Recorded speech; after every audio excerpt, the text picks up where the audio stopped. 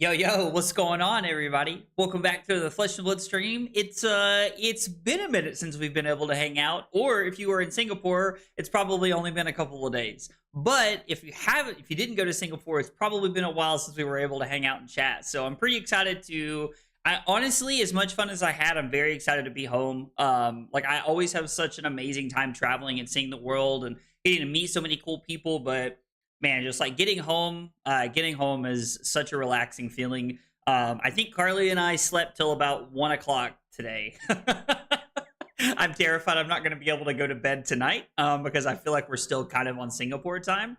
But yeah, it was an awesome weekend. Like we're gonna go through the whole thing. I'm gonna walk through everything from mine and Carly's travels to all the cool people I got to meet to the cards, and everything. So like we're gonna go through the whole thing, but I want to start off by saying that I had an amazing time, and if I got a chance to meet you this weekend and you come and said hi to me, thank you so much. It really meant a lot. Played a lot of really fun games this weekend. Got to meet a ton of cool people, and just overall, it was absolutely an amazing experience. I had never been to Asia before this weekend, so getting to go to Asia and Singapore and just see everything was just it was amazing, and I'm so grateful for that experience. So it was awesome. It was so cool to see and to just be there. So yeah, I just start off by talking about how thankful I am because I'm going to be honest, I have so much to talk about tonight. I made a list.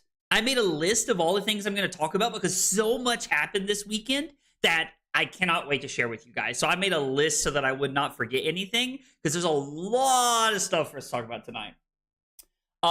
Chris, Rose, Scrambles, Trent, Liam, Dave, Michael, Ben. I think I hit everybody. If I missed you, I'm so sorry, guys. Thanks for being here. Thanks for coming by and hanging out. It's aggro time, everybody. Dude, you know it, dude. You know it. Welcome back. Glad y'all made it home safe and hope you had fun. We had a blast. We had an absolute blast. It was amazing. The travel there and back was extended, but I'm glad we made it back and everything. Did someone say midnight stream? Yo. What? You lost your mind, bro. I can't wait to receive the card you signed. Dude, yeah, absolutely, Liam. That's awesome, man. Oh, dude. So yeah, anyway, it was awesome. I appreciate you guys coming back and welcoming me back, with open arms. It means a lot. Guys, I do really appreciate it.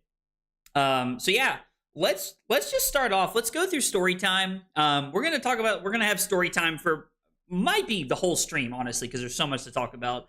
We're going to talk about my Victor deck and things that I would change moving forward a little bit, because I was going to do like a deck tech video for you guys on Friday, but getting back and having to go back to work tomorrow, I don't know that I'm going to have time, to be entirely honest, so we're just going to talk about it while I'm live tonight so that we can go through it.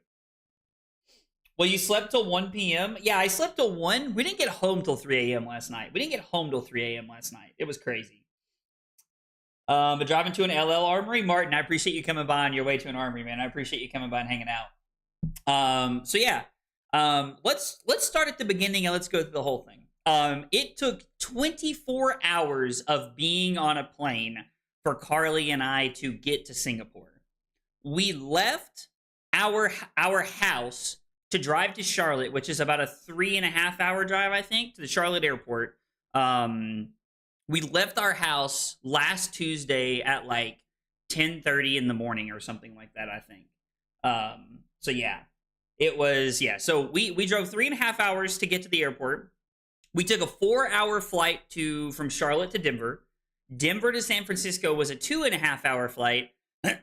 So at this point, we've been on a plane for I think it was like 2.5 or 3 hours, maybe. I can't remember. So yeah, we've flown about a collective 7 hours at this point.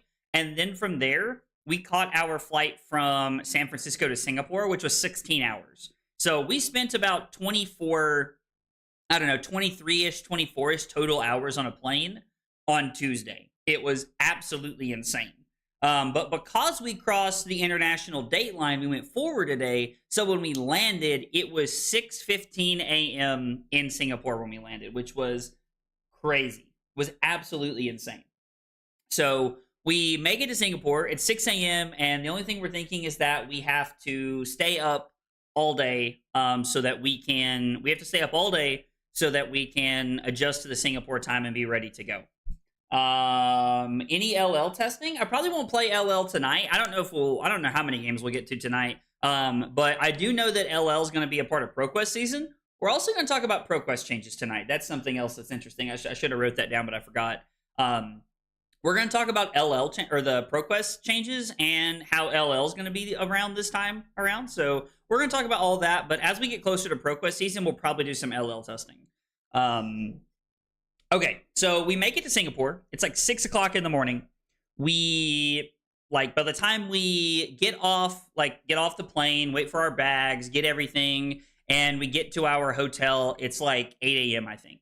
So there's like 0% chance that there's like a 0% chance that our room is ready at 8 a.m. in the morning, and it wasn't. So we preemptively check in. We drop off our bags at the hotel, and we freshen up. Like we use their bathroom facilities or whatever to try and freshen up a little bit, and just so that we're clean throughout the day because we've been on a plane for 24 hours. And so we go out and we just start hitting things. The first thing we do is we have a traditional Singaporean breakfast, which I did share in the Discord. It's called Kaya Toast, which is spelled like kayak without the K at the end. So it's called Kaya Toast. And it is toast and like a lot of butter. But you get 2 soft boiled eggs with it, which is really interesting. And then we also got some kind of like long pour tea that they have that was really cool. So it was really interesting. It was a very fattening breakfast, I will say. I was not expecting there to be so much, but there was a ton of butter on it. It was delicious. It was absolutely amazing. The breakfast was so good. We sat there and drank the tea and had the breakfast. We sat there for a little while and just enjoyed it. It was really good. Plus we didn't have any really where to be that day. So hey, what's up, Joel? Randy, what's up, dude? The PQ changes are very interesting. Yeah, I'm very excited to talk about the ProQuest changes and see how everybody feels about that, because I know there's a lot there. So yeah, we have breakfast and we go to it's called Gardens by the Bay after this. So we catch a train and we ride down to Gardens by the Bay, and we went to see, it was called I think one was called the Lost Forest or something like that. There was a plants, flowers exhibit kind of thing, which was really cool. But one of the exhibits they had was Jurassic Park themed, and they had all these really cool animated machines that were designed to be the dinosaurs, and it was really neat. It was really cool. So we did that, and that took a while because there was a lot of stuff to see. So we walked through, we saw the flowers, and we got to see all the Jurassic Park stuff, which was really cool. It was a lot of fun. So we walked through, we're taking pictures, we're doing all this stuff. We look like very touristy people just coming to see all this stuff. And the next thing that we got to was called the super trees. They're called super trees. They're man-made, but they are 10 stories tall, I think is what they said. So we got to go up in some kind of observatory up at the top where you can look around and see everything. And so we were able to go up in these super trees and see all this stuff and hang out. It was really, really cool to see. It was a lot of fun, being up in the air that high was pretty cool. And then they have a suspended bridge that you can walk across. So the bridge was pretty neat because you're literally 8 stories up in the air just walking around on this bridge. They told us how many meters it was, but I had to I had to ask Siri how many feet it was, which was pretty funny. So yeah, so we got to do all that, which was really cool, and seeing the super trees and all this kind of stuff was really fun. And we're just trying to make the best of the day that we have in Singapore to hang out and do all this really cool stuff. And then after we did the super trees and we did everything, we found something to eat. So in Singapore, it's referred to as satay, which I think is literally just meat on a stick is kind of what it is, was my understanding of it. I don't know. I could be being very uncultured right now and not understand, but it was just just speared meat that was on a stick, and it was really good though. So there's this place called Satay by the Bay down there next to Gardens at the Bay, and it was really, really good. So it was awesome to be able to eat that. And the other thing that like I kind of noticed is that when you were in Singapore, like on the mainland, everything was very cheap. Like all the food, like all the stuff was very, very cheap. Now, when you were in Sentosa, which is where the event was, things were more expensive. I get the sense that Sentosa was like more like touristy as opposed to like being on like the mainland and getting to see things. So things were like really cheap there. It was really cool because we got to just kind of go and hang out, and like when we wanted to like get food or buy something, like we just didn't really think about it. We just kind of bought stuff. So don't get me wrong, I spent a lot of money while we were gone, but it was cool. So we ended up seeing all these like cool things. We see all these observatories, all the super trees, and then we have some lunch at Satay by the Bay, which was delicious, was amazing. And then after that, we ended up catching a train down to like the Ferris wheel that they have. So it's like the London Eye, but it's the largest. I think it's the largest Ferris wheel in Asia, I think is what Carly told me. It was really cool. It was really cool to get to see. I did go to the beach party. We're going to talk about that here in just a few minutes. Happy to meet you at the Pro Tour. Dude, it was a pleasure to meet you. I got to meet so many amazing people this weekend. It was very, very nice to get to meet everybody this weekend. Yeah, Sentosa is definitely touristy. I got that vibe a lot for sure. A bunch of countries over there serve satay, probably spelled wrong. No, I think that's actually how it was spelled. I think you spelled it exactly right. Yeah. Carly with 38 months of Prime support said, let's go back to Singapore. Okay, thanks, baby. Thank you for the 38 months and for a wonderful trip. Carly and I had so much fun when we were gone. Hey, Luke, what's up, dude? I had a blast hanging out with you too, man. It was a lot of fun. I hate we had to play each other in the calling, but it was a lot of fun, dude. Okay, so where am I at? Yeah, we did the Ferris wheel, which I think is the largest Ferris wheel in Asia, which is really cool. I'm very scared of heights, but I love Ferris wheels. So we did the London Eye when we were in London, and it's called the Singapore Flyer. We did that, so it was really cool to be able to do that. And just being that high up and and seeing everything is just so neat. You just get to see so many cool things from up there. After this, I think our room was ready. I think we went back after this. We grabbed like an Uber, except it's not Uber in Singapore. It's called Grab, but it's basically Uber. So we grabbed a Grab and we went back to the hotel. We checked into our room, and from there, like we were just like ready to go to the pool. So we went to the pool and hung out, which was kind of nice. The pool was really cool. It was kind of weird. The pool didn't you couldn't walk all the way around the pool. Like if you went so far, you just had to turn around and go back, which felt like pretty poorly designed. But I mean, it's a very small inconvenience in the grand scheme of things. So we went to the pool. We had a great time. It was really nice. The pool was it was a great area to be and hang out and chill. So that was cool. And then after that, it was time to go check in. So we went to go check in and, get to sign in for the PT and everything, which was nice because I always force Carly. I always drag her down to the event hall with me on Thursday evening. So yeah, we did that. We went down and hung out, which was a blast. We had a lot of fun doing that. And well, I had a lot of fun. Carly was very tired, didn't want to be there. But I will say, when we got to the event hall on Thursday, I was super impressed with how nice the event hall was. Normally, the event hall is just the event hall, but in Singapore, it was super nice. There was these massive screens up on the stage. You could hear the judges over the intercoms all weekend, depending on where you were at and what event you were playing in. The sound quality was amazing. Everything was so spaced out. The tables had lots of room on them for you to use and write, even in the side events. So just the whole venue was absolutely phenomenal. They had water stations all the way around all the way around the venue. There was food right outside a little concession stand there. It was great. The venue was absolutely phenomenal. I got a chance to meet up with a lot of the vendors.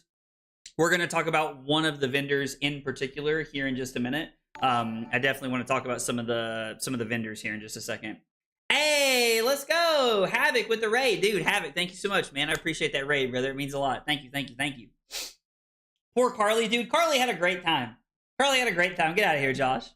So yeah, we went to the event hall. I had to I took a bunch of cards to get signed for some of my buddies. And that was more cards than I think the artists were ready for. I learned a few lessons about this and how I want to do it in the future if other people ever ask me to do it. But yeah, like I got to meet Federico Musetti, Nathaniel Heyman, I think. Heyman, I think is how you say his name. I got to meet a lot of great artists. The one artist I did not get to catch up with, which made me so sad, was Sam Yang. I wanted Sam Yang to sign my like pool floaty Victor that I got, which was really cool, but I did not run into him. I never found him, which made me kind of sad. So I don't know. Anyway, so yeah, the event hall was great. Checked in Friday. I did buy the package, the souvenir package, so I was able to get like all of the pool floaty like heroes, which was really cool. I've got a ton of things from this weekend that I'm going to show you guys here in just a few minutes. But I want to talk about the weekend first. So, oh, dude, don't worry. I got all kinds of cool stuff I'm going to show you guys here in just a minute. So yeah, anyway, like it was just a blast. Getting like to the event hall was really cool. I got to meet a lot of people. Meeting everybody was so much fun. Like, you know, I having never been to Asia, I didn't realize honestly how much of like a, you know, like how many people watch me that are in Asia. And so it was really cool to get to meet everybody and take pictures and sign stuff and just hang out. It was a blast. So everybody was super nice. And I really enjoyed it. It was really, really fun. So fast forward, we move forward a little bit. I think that takes us through Thursday. You know what? I'm gonna show you guys the pool floaty heroes here before we go any further. So they give us the pool floaty heroes in all three of these things. So this is the Victor. Yo, that glare is awful. This is the pool floaty Victor that they give you for buying the souvenir package. You can see the like foiling and stuff on it, and it even says like Pro Tour Singapore at the bottom. That's really cool. I don't know. I just like the way they look a lot. Like the Victor is really, really cool. I like it a ton. This is the Syndra. This is the Syndra art, which is really cool. And then I like that it just like, I don't know. I like that it says Pro Tour Singapore at the bottom. And like it has like the little like wave on it down here at the bottom, which is also really, really cool. And then this is the Kasai. There's the Kasai. Trying to get it in the light without the glare and stuff. But yeah. So I don't know. It's really cool. These are really, really neat. I did open an extra Victor that I played with all weekend. So you got one for playing in the PT, and I got a Victor, which was kind of cool. But I have all of them now, which I'll keep these in my collection forever. They're really, really cool, and I like having them a lot. So having them all is really, really fun. But yeah, I mean, I do have an extra Victor, which like, I don't know, I might sell if somebody wants it. Because I have the one that has just the horse on it that I like a lot that I play with. So, but I did play with Beach Floaty Victor this weekend. Okay, so let's move to Friday. So move to Friday. I'm at the event hall all day. Like, didn't really get to like go out and do anything in Singapore. Just kind of was at the event hall all day. You know what? This is a great time to segment into the Codex Journal. Exclamation point Codex in the chat if you haven't checked it out. I'm going to use this to recap and talk about all of my games that I played. And you can see where I take notes over here about all my games and where I have the score over here. So we're going to go through and we're just going to talk about all my games here in the Pro Tour just a little bit. Okay, so round one. For anybody who doesn't know, I played Victor this past weekend at the Pro Tour and in the calling, actually. So I played against a Mario, round one. I played against Jonas, who actually top 8'd Battle Hardened Kuala Lumpur. We sit down and he's like got the mat and everything, and like we were able to sit and chat about that a little bit, which is really, really cool. But yeah, so that was cool. So we played round one.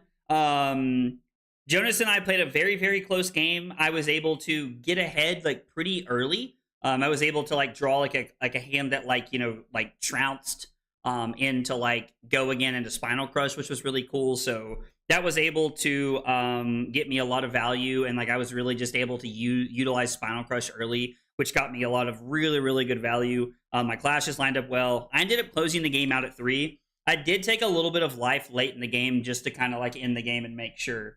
So yeah, just to make sure that I could like close the game out and had enough damage left. So started out 1-0. Round 2, I played against Slippy. So this is my second match of my second assassin of the day. I played against Shamir. A lot of you guys probably know Shamir from Team Sigil. He's really cool. I've never actually had a chance to like sit and chat with him, but Shamir was really nice to play against. Like all of my opponents all weekend communicated very clearly. They talked about like where we were at, like moved reactions, this and that. Like just everybody was super good communicating this weekend, and I can't tell you how much I appreciate that as someone who comes from Magic, where people don't always do that very well. So it was really, really nice. Yeah, I agree, Bobby. Those are really cool, like, pieces of Flesh and Blood history to have to keep in my collection. So anyway, so I played against Shamir playing Slippy. I was also able to get out to get a very, very ahead, like pretty early on and during the game, which was kind of nice. Using, again, Spinal Crush early on, just to be able to get a lot of value and really get ahead early on was solid. I will note, I did write here, like in my note, that the game kind of came down to fatigue at the end of the game. I almost threw the game away. There was a spot where I was playing around the third Justin Nick, and I thought I hadn't seen it because of Sync Belows, but it just wasn't in the deck. Shamir was only on 2 this past weekend when he was playing Slippy, so I was playing around the third Justin Nick, and it was never there, but I did play around it, and because of that, it was a codex instead, and it almost cost me the game. But there was a turn where I took an intellect penalty to be able to keep Test of Strength in my hand, like super late in the game, and it ended up winning me the game. So the fact that I was able to like use that intellect penalty to keep that extra card to draw and play offense with ended up winning me the game late, which was really nice. Round 3. So I'm 2-0 at this point. I played against Nathaniel Bay. I'm not exactly sure how you pronounce Nathaniel's name.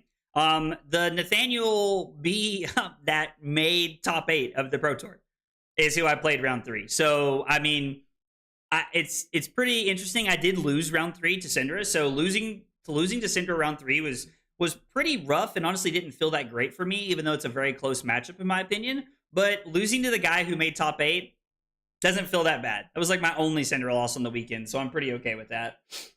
But yeah, so played against Syndra round 3. Nathaniel was up like at 13 life when the game ended. It was really, really bad. There was a point early on in the game where I could have taken 7 damage to throw an extra Spinal Crush, and I decided not to because I had the ability to throw Command & Conquer. And I think not throwing the Spinal Crush might have been the part of the game that it cost me the game. Nathaniel did a really good job of like staying off of an Arsenal against me.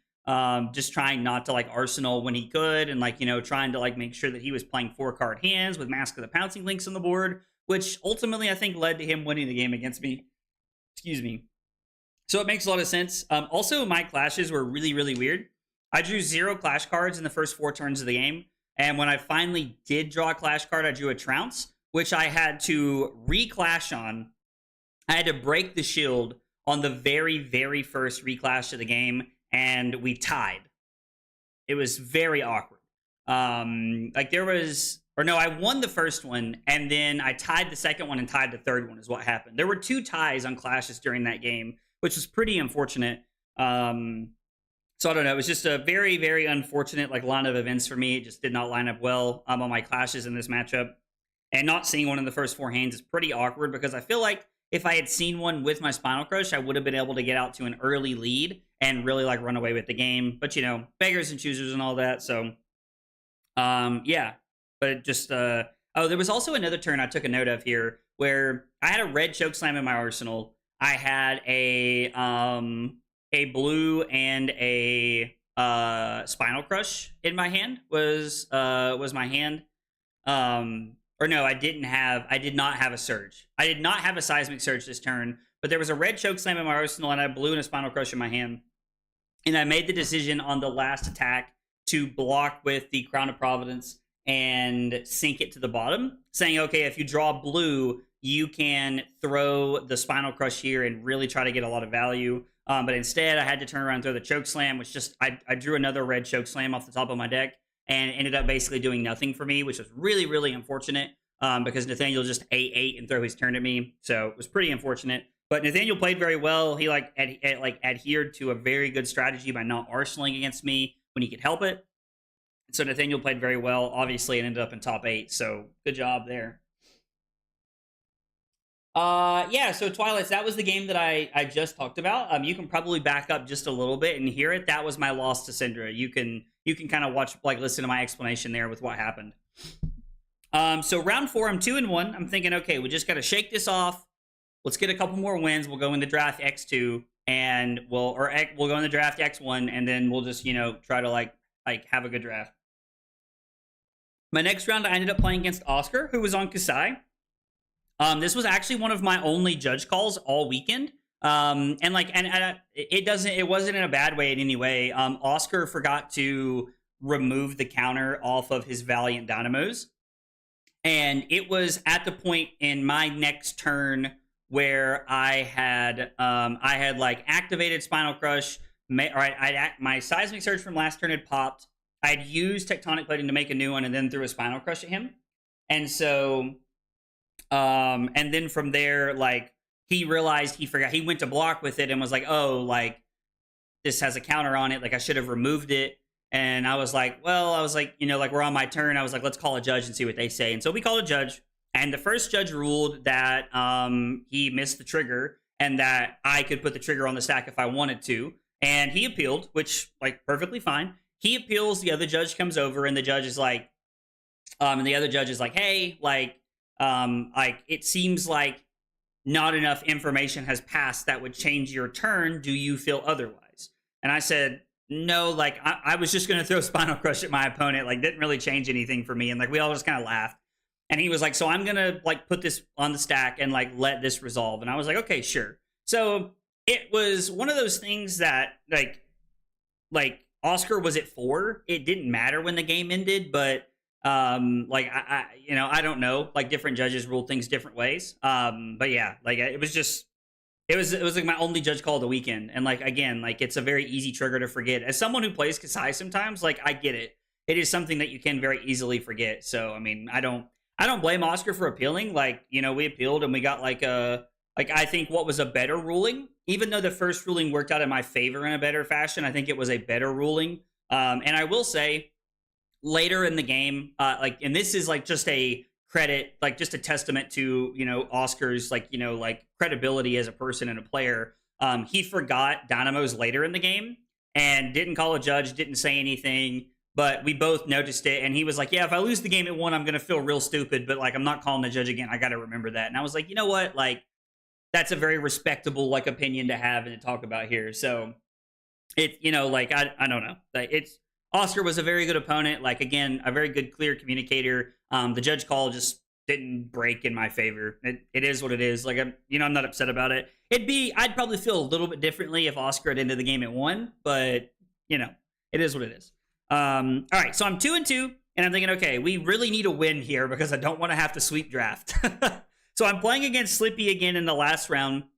I actually played against Arjun, who I have talked to, and we've kind of chatted before at events, so it's kind of cool. But yeah, played against Arjun, and he was playing Slippy, and I was able to... I had to go first this match. Arjun was the first one to pick to go second against me, which I thought was super interesting. Most other Slippies, actually every other Slippy I played all weekend, picked to go first. So it was very interesting. Yeah, Arjun picked to go second.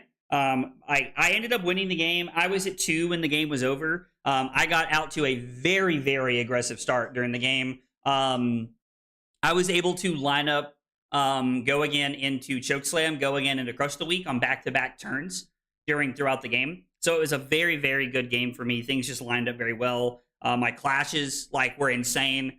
I clashed into, I had a Surge out, and I trounced into a Spinal Crush off the top, which let me keep 1 card and throw 10 at my opponent. So, like, just absolutely insane. Things just lined up really well, and I was able to take some life at the end of the game to make sure I could close the game out. So, I don't know. According to the judge exam, the second ruling is the correct ruling. Yeah, no, I mean, I believe that. Like, it came from the head judge, so, like, I believe it was correct. Either way, it worked out. So, a bit slow to reply, but Syndra, the Gravy 5 sideboards have helped the matchup. Or was it always cursed? I'm sorry, Dave. I think I'm not exactly understanding your question, Dave. I apologize, buddy. If you're asking, like, would I have done better cutting some of the Gravy sideboard cards to have more tech for Syndra, yeah, it would have been a lot better. I probably would have won those matches, so it probably would have lined up better. Yeah. I was the one who makes notes on the meta spread on day 2 calling. Hey, dude, Azur, let's go. Thank you for sharing your notes with me about the meta day 2 calling, so that was really good. I played 1 Gravy Bones day 2. Day 2, I think, just kind of fell apart a little bit. We'll talk about day 2 of the calling here in just a few minutes, though. But yeah, it just kind of was a rough day. All right, so anyway, I end up being Slippy. I'm 3-2 going in the draft, and I'm thinking, okay, like, we got to have a 2-1 here if you want to play day 2. I end up drafting. Our pod was 3 Puffin, 3 Gravy, and 2 Marlin. I was one of the 2 Marlins. I ended up on this like very aggressive red line version of the deck. Like I had a Ravenous Rabble, I had a Scar for a Scar. I had multiple trade-ins. Like I had a red trade-in, 2 yellows, I think. I had like a few pumps. I think I had a red Charter Course in my deck. I can't remember exactly what I had. I've got it over there. I could grab it and look. But there was a lot of good cards in my deck, and I remember thinking, okay, like I'm in a good spot. This is one. I'm one of the 2 here. This is a good spot for me to 2-1 or potentially sweep and go into day 2 x2. Well, round 1 of draft, I played the Marlin Mirror. My opponent, the other Marlin, came much more prepared. They were taking the Harpoon cards. They were on the Cannon. They were on a lot of like just better mirror tech, I think. So their deck played super well to like fight the Treasure Island battle early, and that was really bad for me because at one point Kenji had like 7 golds and I had like 1, which meant if it came down to fatigue, I was gonna lose. So it was pretty rough. Kenji's deck played the like mid-rangey game very well. He played the game super clean. Played very well. I took a lot of damage early to try and play more aggressive to try and take tempo. And I was able to take like 3 or 4 cards from Kenji's hand on back-to-back turns, but I just wasn't able to close the game out. So, I don't know. Like, I felt very behind no matter what. Like, his deck mid-ranged very well. And so I did lose the first game of draft, which is pretty sad. So at this point, I'm thinking, okay, we gotta win the last 2 games to make day 2. I played against Kelvin, playing Puffin in the second round of draft. There were 3 Puffins in the pod, which I think actually benefits me because I think Puffin is one of those decks that you need to have less of to be really successful with that. I don't think 3 Puffins are going to do that well very, very often, in my opinion. I think you just need like less Puffins in the pod if you're looking to do well and like, you know, have a lot of like a good run. So yeah, I was able to string together really good turns. There was multiple turns where I was throwing like, you know, 13, 15 points back to back. So like the deck really came together. I was really able to get ahead early. And so I squeaked out the game against Kelvin, and it's okay. So I'm thinking, okay. So at this point, I actually won my game. And then I sat there and I watched the game to my left, which was the other 0-1 bracket. They were both Puffins. And I'm thinking, okay, like it doesn't matter who wins here. I'm looking at their decks and I'm like, I should have a good matchup into this. Like this should be good. As long as we can get there, I'm thinking, okay, I'm not in a bad spot. Well, it turns out there was a draw in our draft pod. So because there was a draw in our draft pod, I actually got paired up into Lucas Oswald, who was 2-0. Now, Lucas Oswald also had a Conqueror of the High Seas in his deck. Now, admittedly, the Conqueror of the High Seas was a 3-block because he blocked with it later in the game. But I think that Lucas's deck, kind of like Kenji's early on, was just more geared to play that mid-range gravy like style game. He had a lot of good 3-blocks. He played the game very efficiently. And I just wasn't really able to like stay in the game as well. So it felt just kind of rough from the beginning. So getting paired up into a 2-0, Lucas ends up sweeping our pod at 3-0, and I think there was another 3-0 if I remember. Like there were 2 3-0s that came from our pod, which is so weird. So the draw kind of like threw everything off, and it really messed up my pairings and having to play into gravy when I was really hoping to play one of the other Puffins. Really felt bad. I mean, I'm not gonna lie. Like, if I'm just being entirely honest, like, this is in no way like a bad thing towards Lucas. I love Lucas. Every time we play, he's super nice. We get to like chat and have a good time and laugh. But it just felt so bad to lose that game. I was just like, please, why is this happening to me? So I get paired up. We play a close game. I got Lucas all the way down to 2. But if I'm being honest, that was mostly a formality. Lucas took a bunch of damage at the end of the game. He was like at 10, and I was at 1, and he took a bunch of damage to close the game out, so it was mostly just formality at that point. But I finished PT day 1 4-4. I lost my win and into day 2, which was pretty sad. You know, going from doing so well in London to not even making day 2 of Pro Tour Singapore was pretty tough. I was pretty down in the dumps Friday night, I won't lie. I mean, like, Carly and I still went out and enjoyed Singapore, but Carly did like mention to me that she could notice that I was like feeling pretty down, and you know, I told her I was sorry that like I was feeling it from not doing very well today, and that I was just struggling with not making day 2. You know, but at the same time, like it's cards, you know, like this happens sometimes. You need to, you know, like mentally just like take a breath, be prepared to bounce back and get them at the next time. So it was pretty unfortunate, but I don't know. Is Golden Temple a possible suspend or ban worthy? Oh, don't worry. Don't worry, Raymond. We're coming back to this, brother. We're coming back to this. I'm going to talk about Gravy and like his whole like top 8 thing in the whole thing. So ended up not making day 2. Carly and I went to dinner, which was really fun. We just went to dinner and hung out. I can't remember where we had dinner at.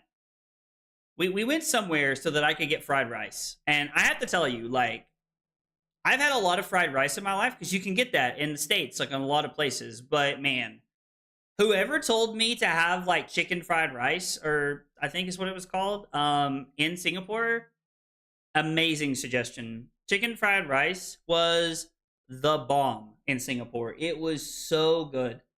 It was so good. Like I cannot speak highly enough about it. I don't know. Like it was so good.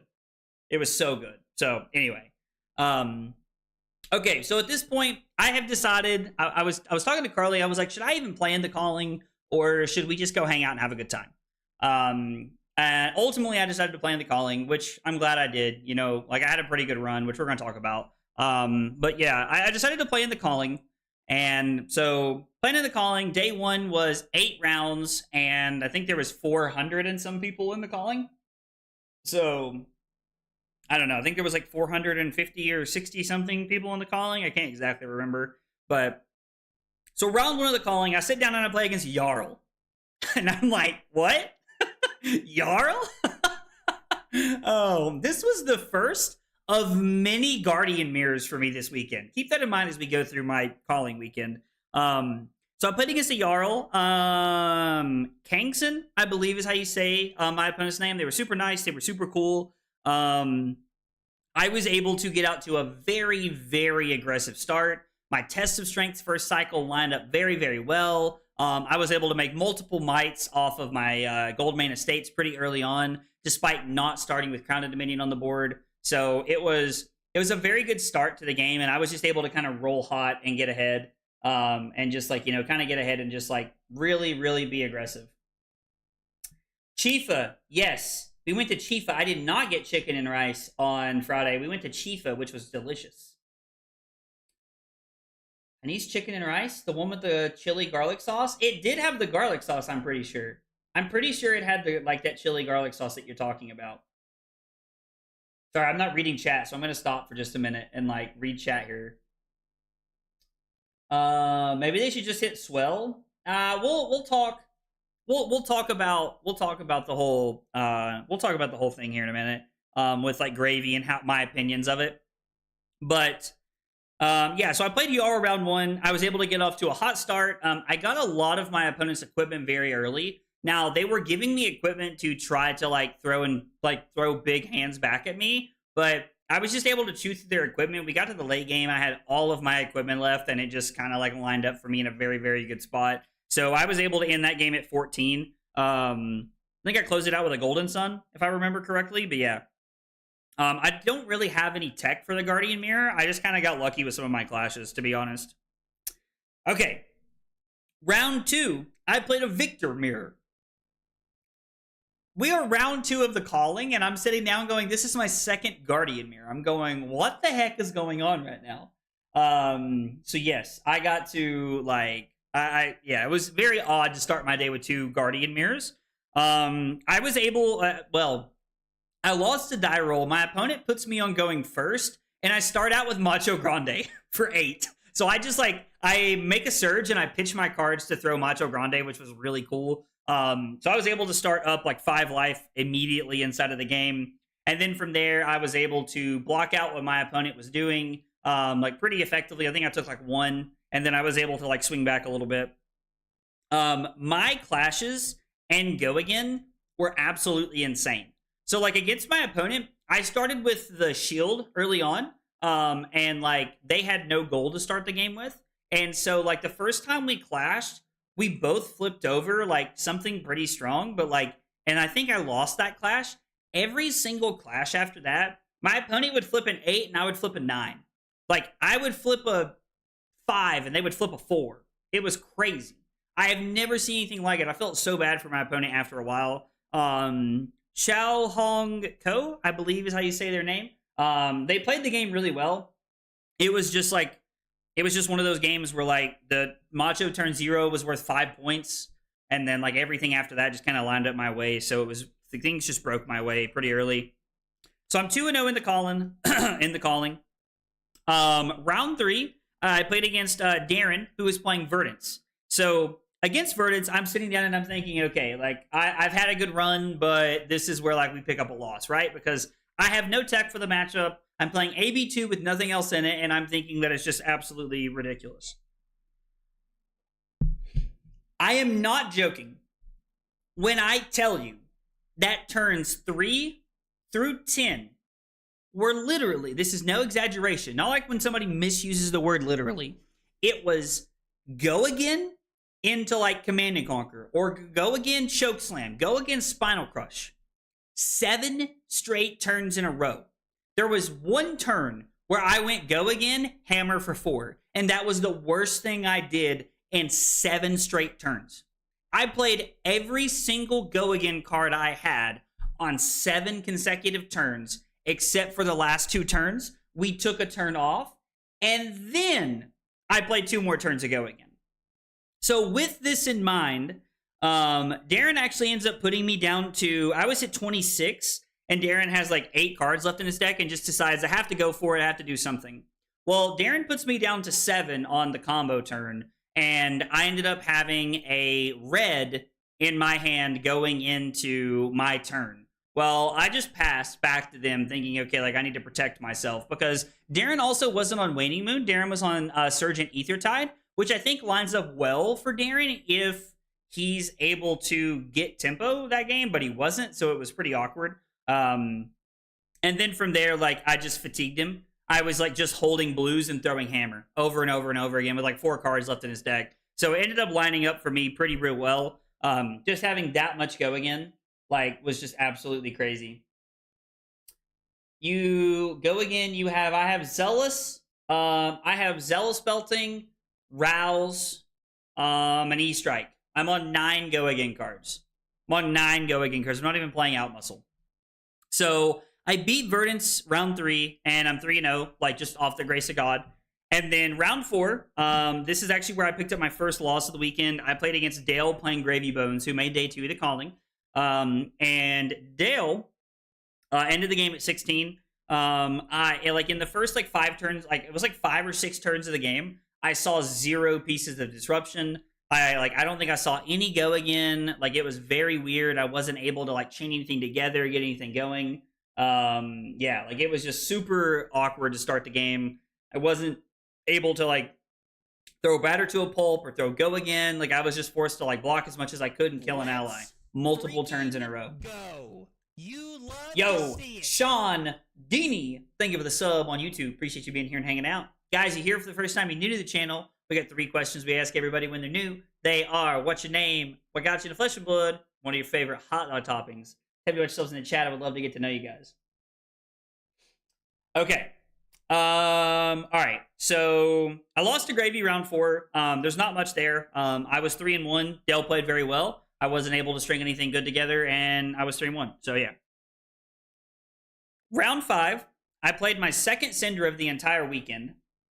This is also the second Syndra that has flipped over Mask of the Pouncing Lynx against me, which means they are prepared for the Victor matchup. We had some like good back and forth. I was up quite a bit most of the game. Like, I was just throwing like Spinal Crushes. I was like just throwing big numbers over and over and over again. All my clashes lined up really well. Like, it was pretty solid, you know, nothing crazy. And then at the end of the game, I am up, I think I'm at 13. And I'm thinking, okay, I need to be able to keep 3 cards here so that I can go pitch a blue, pitch a red, play Golden Sun with my opponent at 5 to close the game out. And also, like, there's like no equipment left at this point. So I'm thinking, okay, like, I just need to hang on and we get in the game right here. Well, that's exactly what happened. I ended up taking a bunch of damage to be able to close the game out. It lined up well, and the Golden Sun got us there. Hey, BR, dude, what's up, man? My man said, let's go. 3 months of Prime. Dude, BR, thank you so much. I appreciate that so much. Every time I hear your name, I think of, like, Halo. I just think of the BR, like the battle rifle. It's what I think of every single time. I still disagree that pouncing links is correct, but Cinders swear by it. If you draw the disruption, you can hold it. I mean, Dave, I think into Victor, it's the only way you win the game. If you bring in Mask of Momentum, you're just playing a headpiece that blocks 2. Like, against Victor, like, as someone who plays it from both sides, buddy, I promise you it is correct. To have momentum in the deck is incorrect against Victor. Oh, it's Brazilian Wrath? Okay, I can remember that. Brazilian Wrath. I can remember that. It's up here now. I got it. Okay, so I ended up beating Jason. Jason was really cool. We took a picture together. So I ended up beating Jason with a Golden Sun at the very end of the game. I'm X-1 at this point. I think I'm 4-1. I can't remember at this point. Let's see if I'm 4-1. This is round 6. Yeah. Round 6, I played against a Slippy. I played against Aaron, who was playing Slippy. I got to go second, which was really nice. My opponent played 0 copies of Codex the entire game, which just like lines up super well for me. I don't know how I got that lucky. It was crazy. Clashes were really good. I think I made like 6 mites one turn against the Slippy with off Goldman Estate, which was insane. So things just lined up super well. I was at 7 when the game ended, so I was in a very, very good spot. So we move on to 5-1 at this point, feeling pretty good. Hey, roommate Rev, thank you for the follow on Twitch. By the way, guys, if you are here for the first time, you're new to the channel, we got 3 questions we ask everybody. What's your name? What got you into Flesh and Blood? And what are your favorite hot dog toppings? Tell me what yourselves in the chat. I would love to get to know you guys. Round 7, I am 5-1. Round 7, I played against Finlay. I think Finley? Maybe, I don't know. If I'm saying your name wrong, I apologize. Playing Vincent. This was not a deck I was expecting to play against, but I did kind of have it as a dark horse pick going into this weekend. I actually got paired up. Finley was 6-0, and I was 5-1, so I felt kind of bad. The game just purely came down to fatigue. I didn't want it to. Finley took a turn off on like turn 4, and my hand was Rouse the Ancients into the Golden Sun. Like, Rouse the Ancients into Golden Sun. Like, it was just I was able to push so much damage and get ahead. It was absolutely insane. It was crazy, crazy, crazy. Hey, Ash, thank you for the follow on Twitch. Thank you so much. I appreciate that. We got those same 3 questions. What's your name? What got you to Flesh and Blood? What are your favorite hot dog toppings? So I was able to fatigue Finley, even through a Nazareth, which was kind of cool. I think Nazareth, is that what it's called? The ally? I believe that's what it's called. So was able to fatigue Finley through the Nazareth, which was kind of nice. So I'm X-1. I know I'm locked for day 2. Just need to play well and try to get a win. Yo, Mr. Chips, let's go. Keep up the enthusiasm for Fab. It's contagious.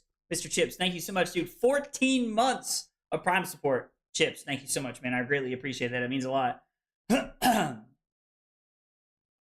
Yeah, even though everybody knows,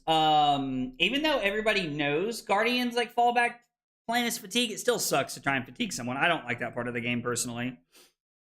Okay, round 8. I had one of the funniest moments all weekend in this match, so we're gonna talk about this. I ended up winning this game, so I finished day 1 7-1. I played against Clinton, who was playing Slippy. I ended the game at 4. I did make a note here that I played around reactions late in the game, and maybe I should have played more aggressively. Because of my life total and where I was sitting, maybe I should have played a little bit more aggressively and taken some more damage to try and close the game out. But ultimately, we got there, so it worked out in the end.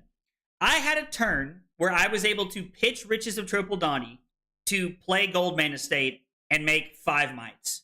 Draw a card.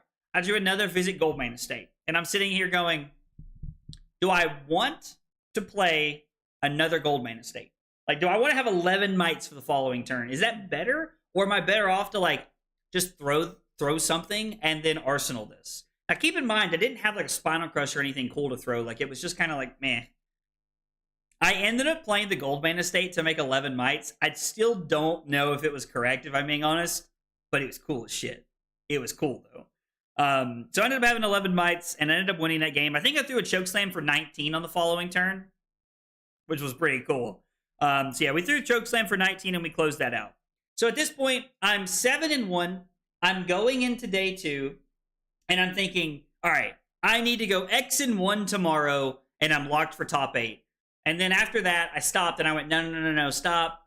One game at a time tomorrow, one game at a time. We're going to try and get there. That's all we need to be thinking about, one game at a time. What happened Saturday night for dinner? I'm trying to think of like what we did Saturday night for dinner. I think this is when I had the fried rice, maybe. I think Saturday night I had the fried rice. I will say I do have one big regret from going to Singapore that I really wish I had been on top of more, but I wasn't, and I feel terrible because I wish I would have got to do this. So most of the time, like when we go to big events, I like to have like a dinner. Like I like to go hang out with people. I like to, get to like hang out and like get to know the community and like have a dinner and just whoever wants to come and hang out, like come and hang out. And so I just didn't plan one for this trip. I got so caught up in like trying to prepare for the tournament, being ready for the PT, and like, figuring out what Carly and I were going to do together. And I just didn't. And so if you were at Singapore and you would have went to dinner and you would have wanted to go to dinner, I'm very sorry we didn't get to do that. I feel terrible for not planning something like that. Carly even brought it up when we were on the way over there, and I was like, well, it's probably too late. Like, I don't know if anybody could do it now. And so I felt bad. I'm sorry. I didn't plan it. I didn't get it all put together, and I'm very sorry for that. I wish I would have done that. There was a lot of amazing people I got to hang out with, and it would have been a blast to get to know you guys better over dinner. So I'm very sorry. Okay, moving into Sunday. So on Sunday, round 1, I pair into my boy Luke, who I have been sitting beside all weekend. I think he's Anarchy Please in the chat. But yeah, so I ended up playing against Luke, who's playing Dashio. Now, a lot of people think that this is like a slam dunk for Victor. I don't know why, but there's so many people who think these aggro decks are just slam dunks, and they're not. Let me say that again in case you did not hear me. If you play Guardian and you are playing against an aggro deck, it is not a free win. I do not care what your testing tells you. There is more to it than that.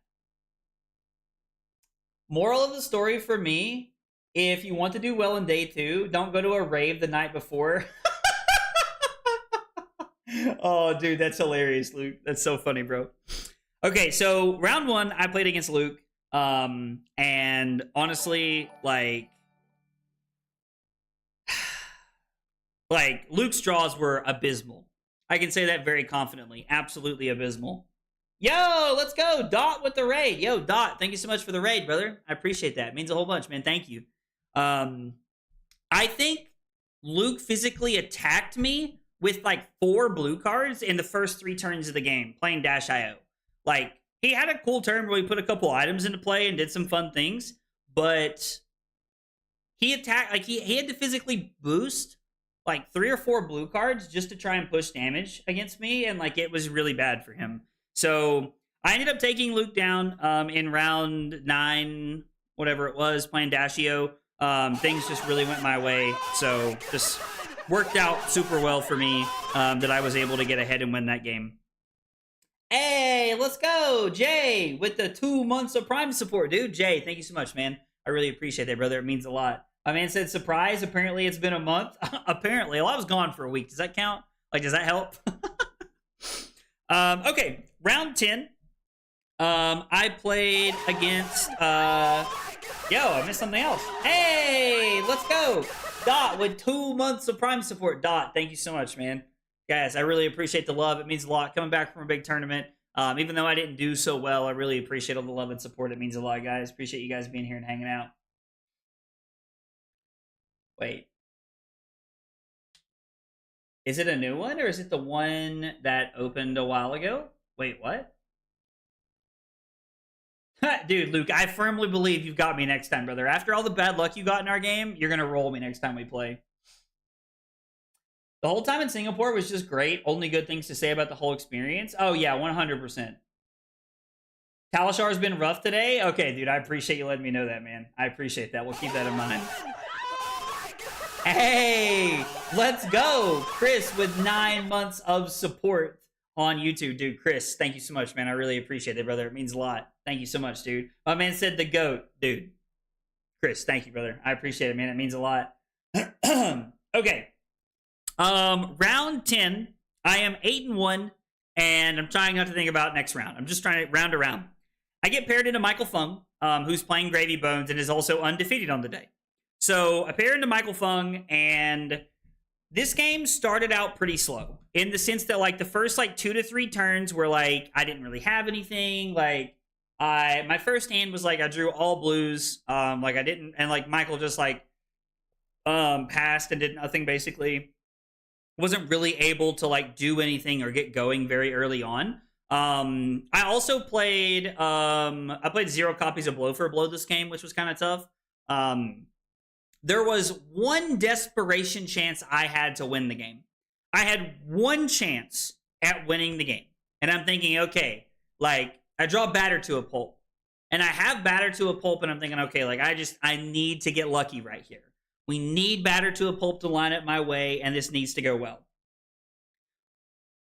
The turn that I go to play batter to a pulp, Michael Fung had arsenaled Blood in the Water the turn before that.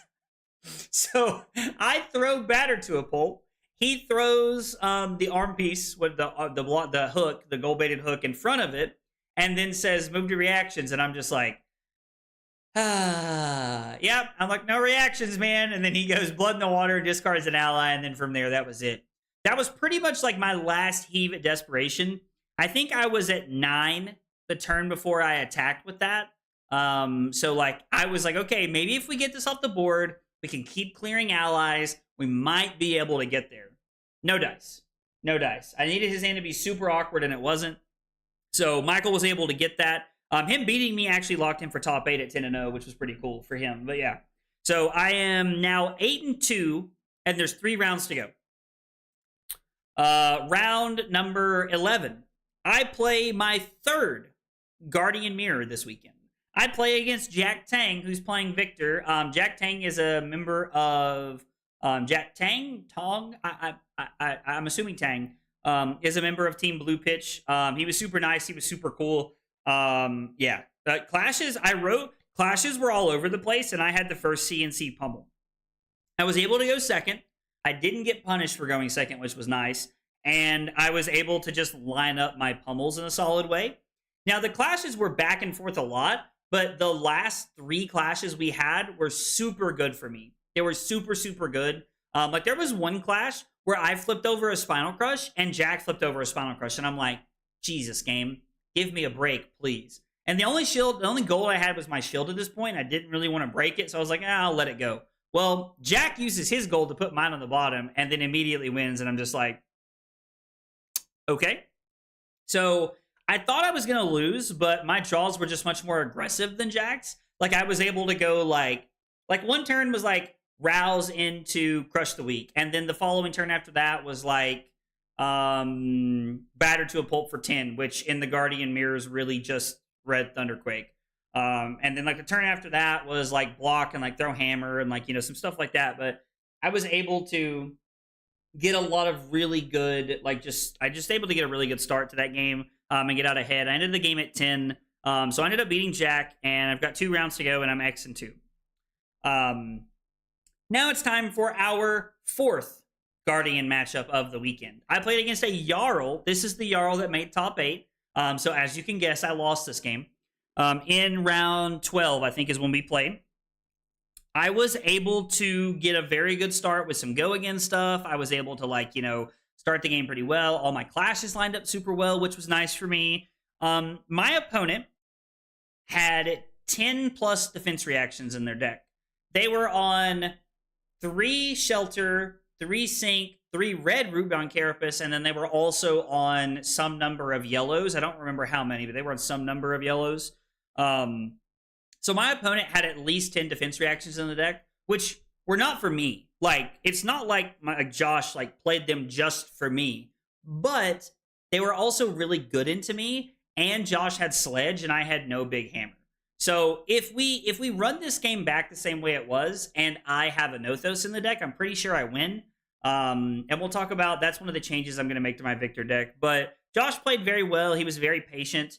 At the end of the game, I needed one more turn because my next hand was going to be block your hammer with 2 cards, hitch Riches of Tropeldani to draw 2 cards, throw Golden Sun with them at 10. Even if Jack had the defense reaction, it didn't matter in his arsenal, which I knew he did.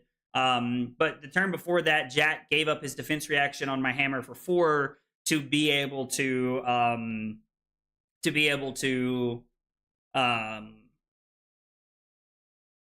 having a stroke. I'm having a stroke. Oh, to be able to play Terra Sunder on his sledge and kill me. So it was pretty unfortunate the way the game ended because I felt like I played the game as well as I possibly could have. I take that back. There was one mistake that I think I would change if I could play the game again. Very early on in the game against Josh, he had a natty fused Oakenold on like turn 2, which was pretty unfortunate for me. And when I say natty fused, I mean he blocked with 1 card and fused with 1 card. So like that felt pretty bad. But he was able to natty fuse off 1 card on like turn 3 or something like that. And I blocked Card, Auramegus, Gauntlets of Iron Will, and Tech Plating. Now I'm thinking, okay, like I got to throw a pretty good hand back. Like it was like go again into like CNC or something, or like I can't remember. Maybe I threw Batter to a Pulp. I can't remember, but I threw a pretty good hand back at Josh to try and put him on the back foot.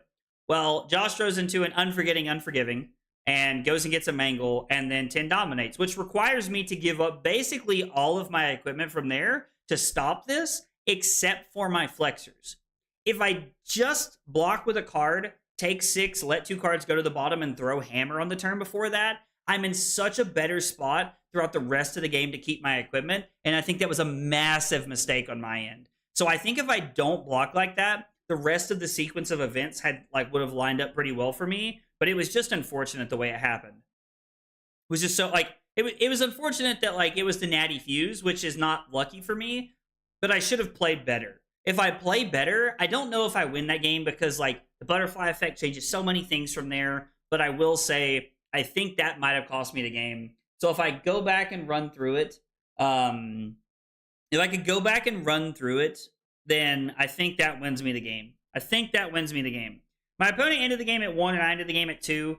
The Terra Sunder Sledge just kind of closed it out. If I had a Nothos, if we play the same exact game with me having a Nothos, I think I win that game by a country mile. Josh played very well. Josh was a great opponent, but it's just unfortunate that I wasn't able to close that out. And I actually think that if I had won that game, it would have locked me for top 8, considering that my only 2 losses there would have been round 4 and round 10. Because from there, Josh lost his last round and still got into top 8. So I think that would have locked me for top 8. So it felt a little bad. But it is. We live and we learn. It is what it is. Okay, the last round of Swiss, I am X and 3. I'm playing for top 16 at this point. But I think that even if I lose, I'm still in the top 32. So I'm still good for some money. But the difference in top 16 and top 32 was $200. Top 32 was $300, and then top 16 was $500. So it's a good difference there. I played against Hayden Dale, playing Slippy. Hayden Dale and I have, DM'd a couple of times and chatted before, but we've never had an opportunity to, sit down and play each other. And I got to tell you, Hayden was hilarious. I had such a fun time talking to Hayden. He was he just has so much personality. And I mean that in such a good way. Hayden was really fun to interact with and talk to.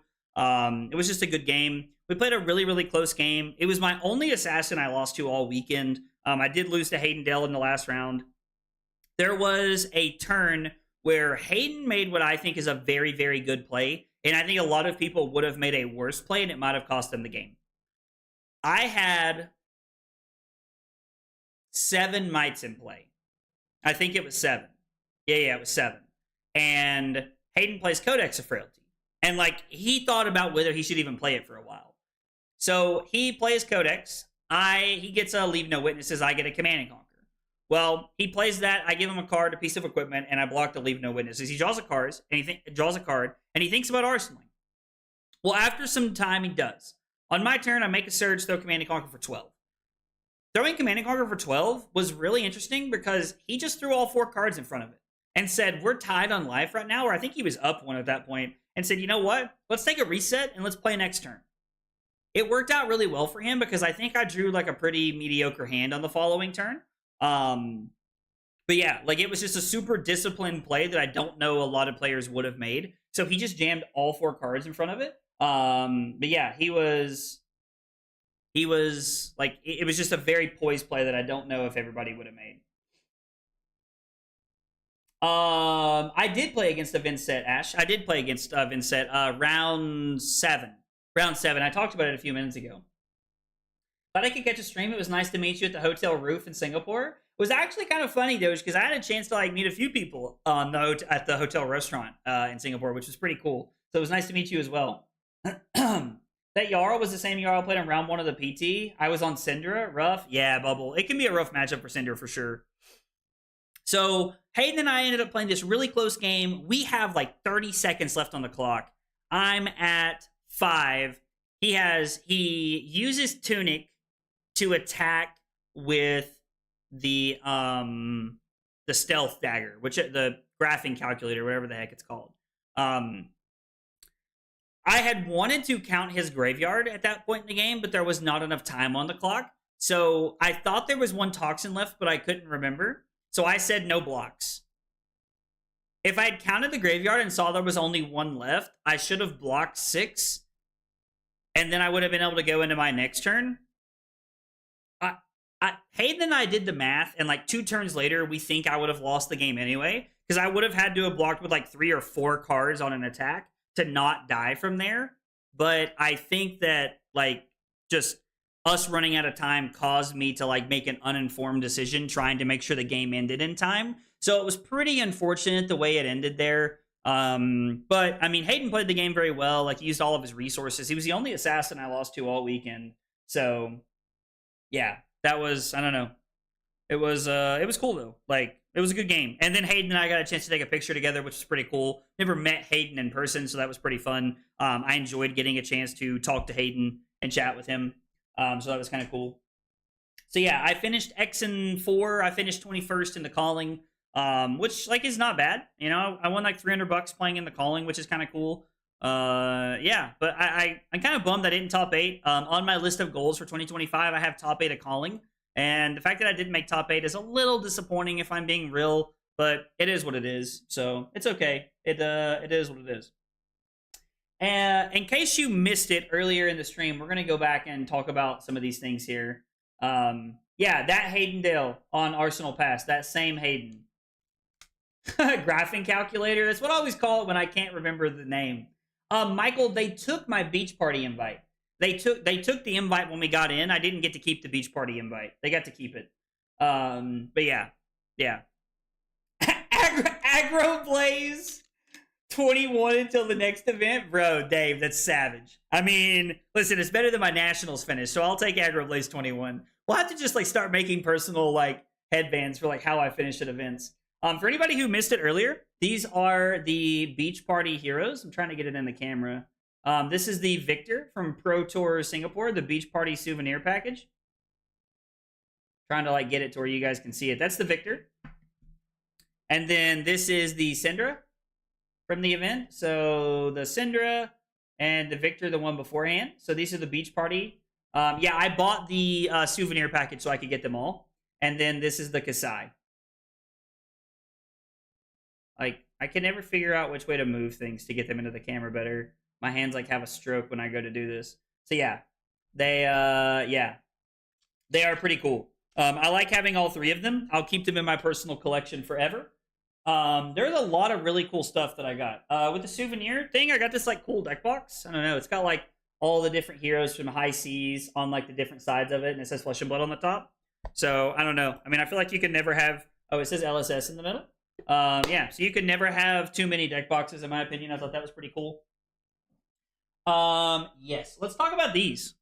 I got these at the beach party. They gave out sunglasses at the beach party. They actually say they say Legend Story Studios on the side of them, which is pretty neat. So yeah, I don't know. I'm not I have my Ray-Bans that I wear pretty regularly, but I'll probably wear these like when we go to the pool and stuff, just because I think they're neat. And then Do you guys want to see the beach towel? I feel like the beach towel is pretty cool. The beach towel is pretty cool. We have 2 of them. So this is one of the like the cool things about like Carly going to all this stuff is that I have 2 of all this stuff. So it says this at the top, and then it just has all the heroes on it. Can you guys even hear me back here? Behind this towel, I feel like I'm just kind of like,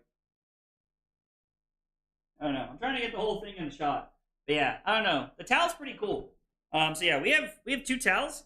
We got 2 of the gravekeeping promos, which I bought a 3rd one of. So yeah. And then let's talk about this for just a second. There is one thing I want to talk about, which is kind of interesting. Hang on, let me pull them out so that we can actually talk about them here. Hey, let's go. Rob Zombie, let's go, dude. 7 months of Prime support. Rob, thank you so much, man. I appreciate that a whole bunch. It means a lot, dude. Thank you. Yeah, the promo thing is cool. I agree. Is the beach party case engraved or is it just printed? Are you talking about on the thing? There's like it's almost like I don't want to say a sticker, but like it's like engraved on there. Like it's pretty cool. It's actually on the like mini snap itself. It's pretty cool. Okay, so we're gonna talk about something that I think might be a little controversial for just a minute here. And I'm not trying to start anything, so everybody take what I'm about to talk about with a grain of salt because you're kind of hearing what I've heard.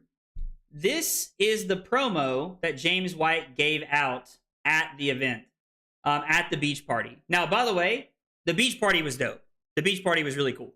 But yeah, this is like the cold foil Gold Kiss rum token that they gave out. James White physically handed these out to everybody. If you have not seen my video of me acting like a 12-year-old girl when I got to be this close to James White for the first time, please check it out. It's on YouTube under the shorts section. It's pretty cool. All right.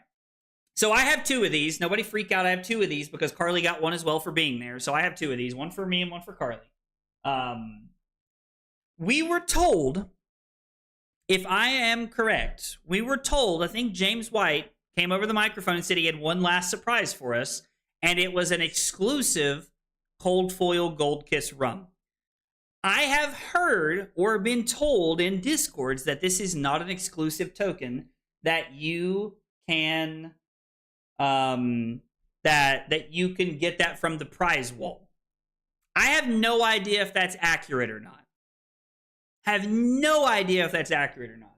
But I think he said exclusive. I can't remember. Either way, getting 2 of them was really cool. I like having them. They're a lot of fun. It's a cool token I'll keep. Like I like having the token a lot. It's really neat, so that's kind of cool.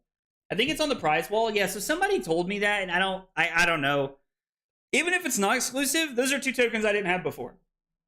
So the fact that like I have 2 of them is really neat. Well, I guess I have one. Carly has the other one. But regardless. So somebody in the chat just said that I heard James White brought people with him. This is a very, very interesting topic of discussion. You might have seen them, seen pictures. It looks like there were models. It's a nice way of putting it, I think. Hired for the event. I have heard multiple stories. I have heard that, now, please, some of this I'm telling you from what I was there for, and some of this I'm telling you from what I was told.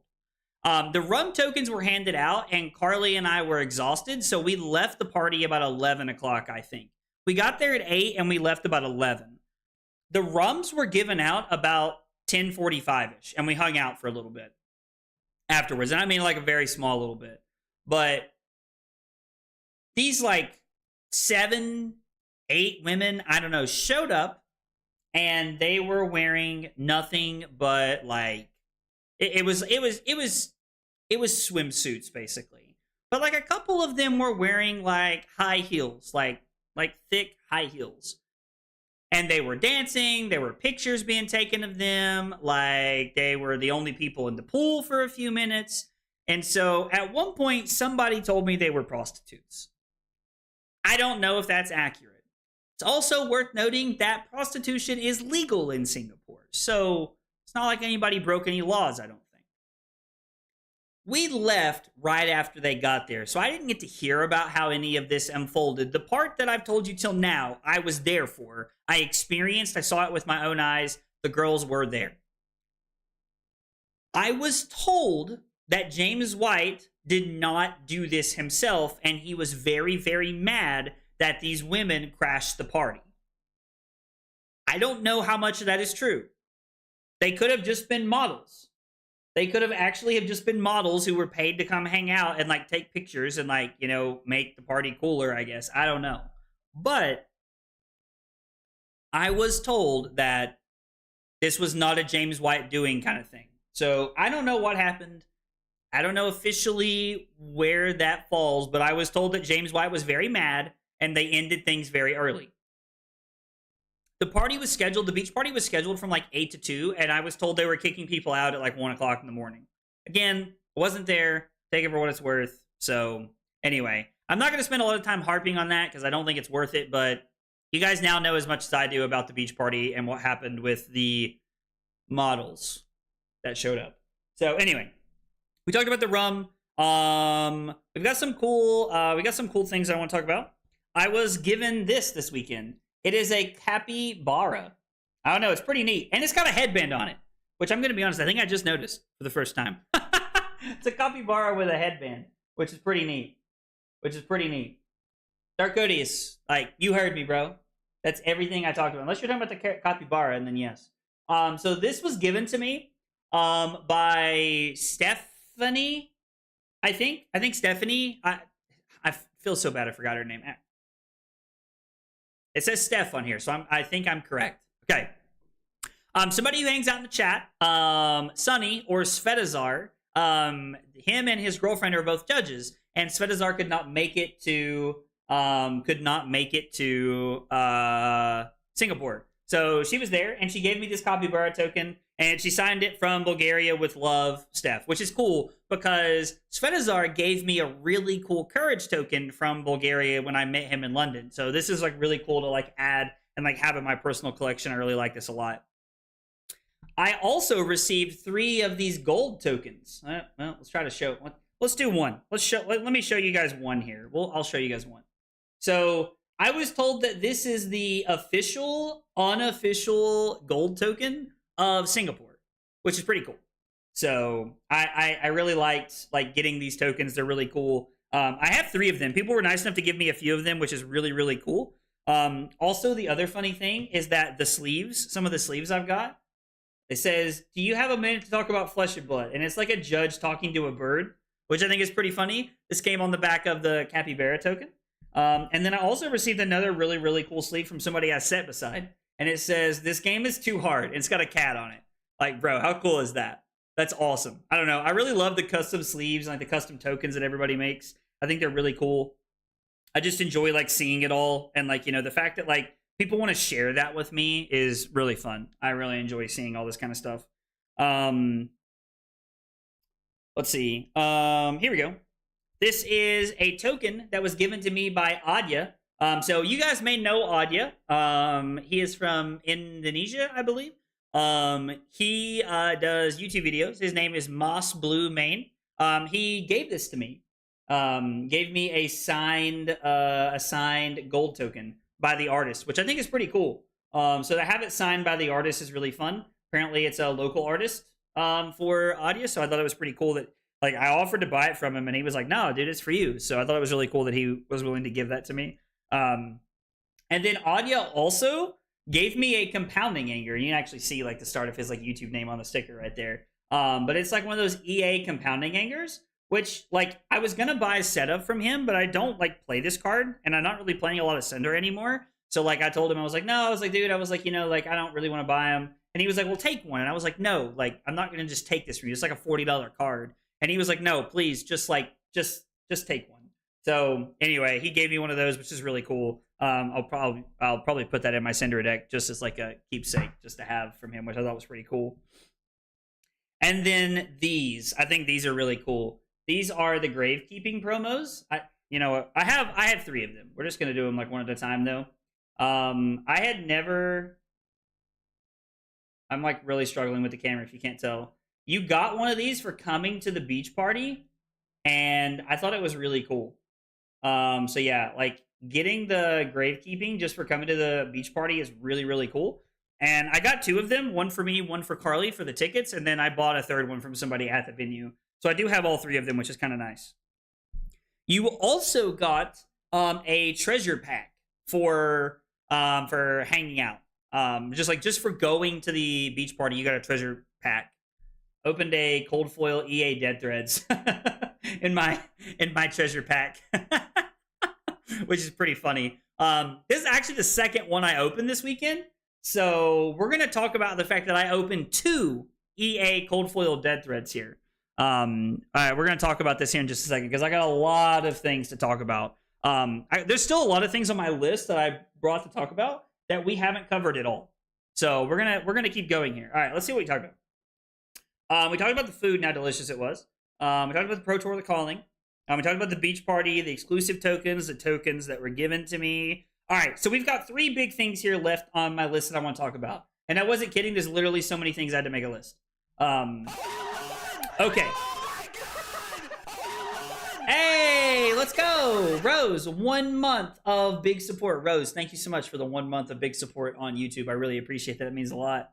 So you're playing Necromancer, right? Bro, Rose, get out of here, dude. Okay. So the video has not been posted. I checked. I was a part of, I believe they're calling it the Deck Tech Drip Face-Off, is I think what they're calling it. So this is going to come out on Flesh and Blood's YouTube channel. It has not been posted yet, at least before I went live at Hatton, where they actually, they had 4 of us compete for the Beach Party Heroes, and it was basically like who had the coolest stuff in their deck, who had the most like drip, like is what it was. So there was 3 people who had already agreed to do it, and they were like, hey, do you know anybody who has a foil deck? And I was like, oh, well, like my Victor deck's completely foil. And they were like, really? And I was like, yeah. And they were like, well, do you want to be a part of this video? And I was like, yeah, sure, that sounds great.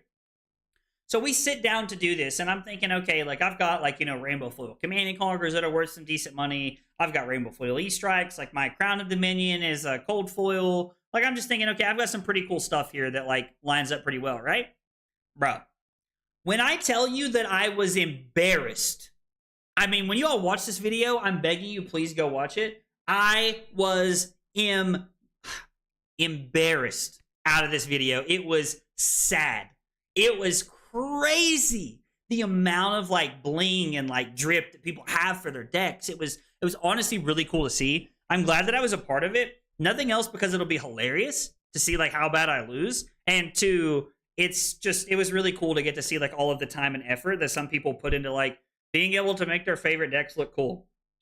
So I want you to keep in mind, I'm going to tell you how this goes, and like you guys can watch the whole video and stuff like that. But we were supposed to flip over our hero, our weapon, and like the equipment suite that we have. So like, you know, head, chest, arms, and legs. But like, I have the Pool Floaty Victor that I flip over, which is pretty cool, right? I have a Cold Foil Titan's Fist promo, which is like $20. I have a Cold Foil Crown of Dominion, which is like a couple $100. It's not bad. And then like it's like rainbow foil tech plating, or no, it was rainbow foil tunic. It was rainbow foil everything else, right? And then you have to pick 3 cards out of your deck that you want to show off. Well, I have rainbow foil Command and Conquer. I have Batter Topult promos because I think they're cool, and then I have Riches of Tropoldani because technically it's max rarity. But anyway, yeah, no, I mean I get it. Like the stuff that I have is not bad. Like I'm not complaining, but I'm gonna explain to you what was flipped over against me. When I sit down to play against, by the way, I played against Carlos, I believe. Carlos from Unbox Flesh and Blood. Really cool guy. He was super nice to chat with. Flips over a Kasayan Conquer. This is his first freaking card. He flips over a Kasayan Conquer, which is like $2,000. I'm like, what am I doing here? I'm like, I need to be at the kids' table for this game. This is ridiculous. He flipped over I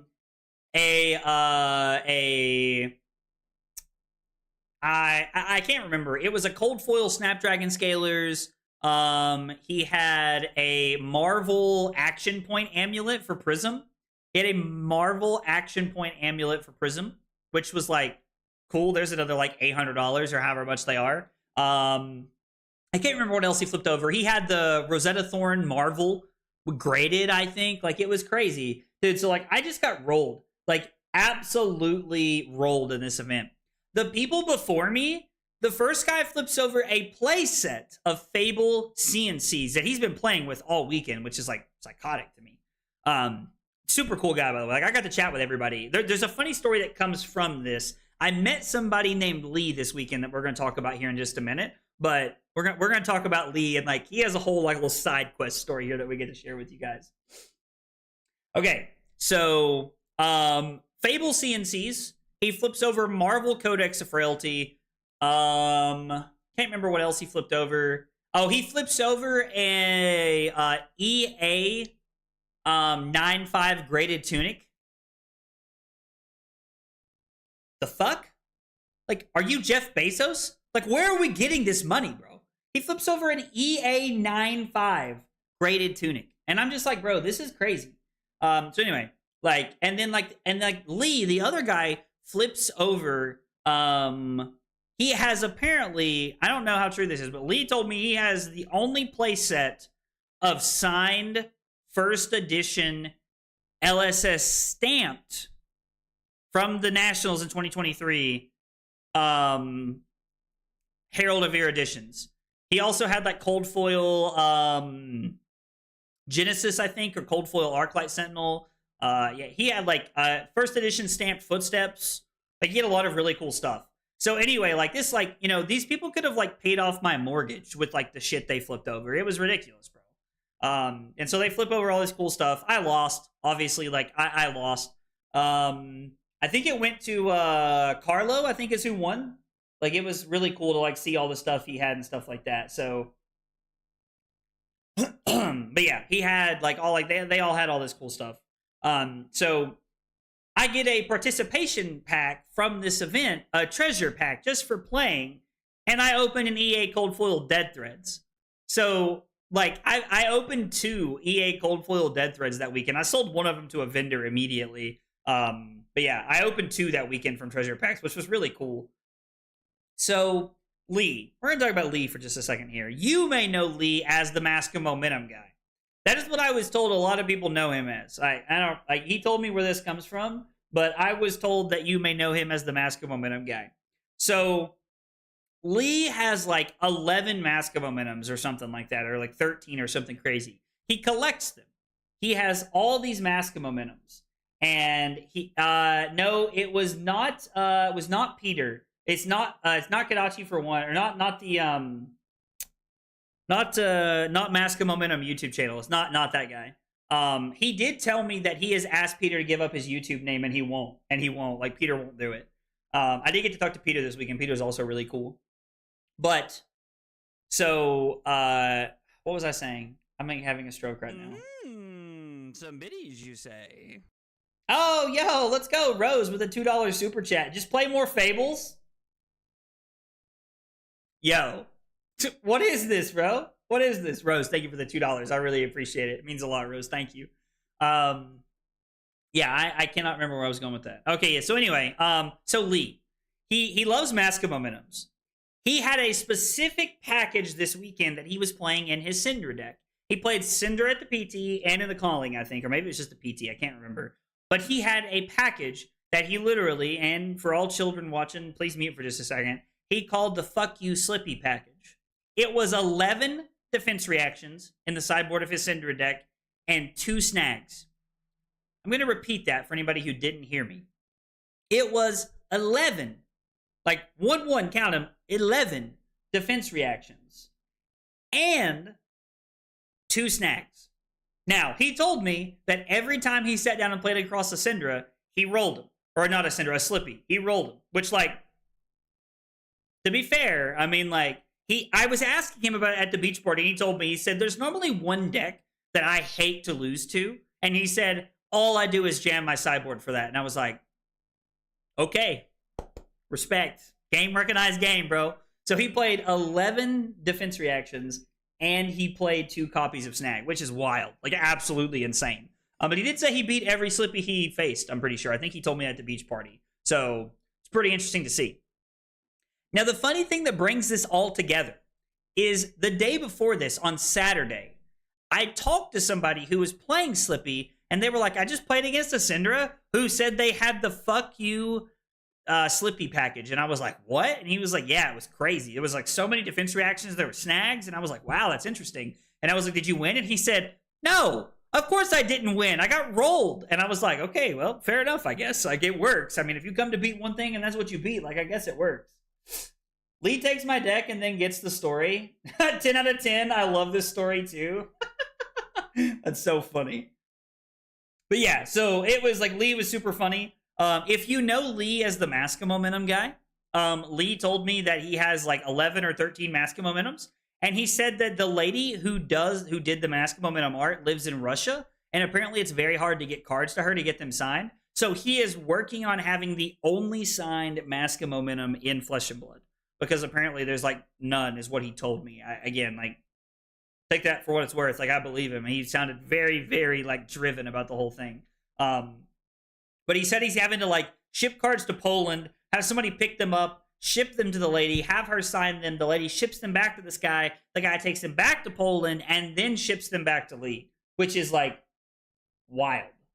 I don't know. Like, it's just crazy to me. Like, the whole thing's just like wild. But yeah, so he wants to have every single like Maska Momentum, I think, in the world, is like my understanding, which is sad because he'll never have mine. I need at least one to play ninjas.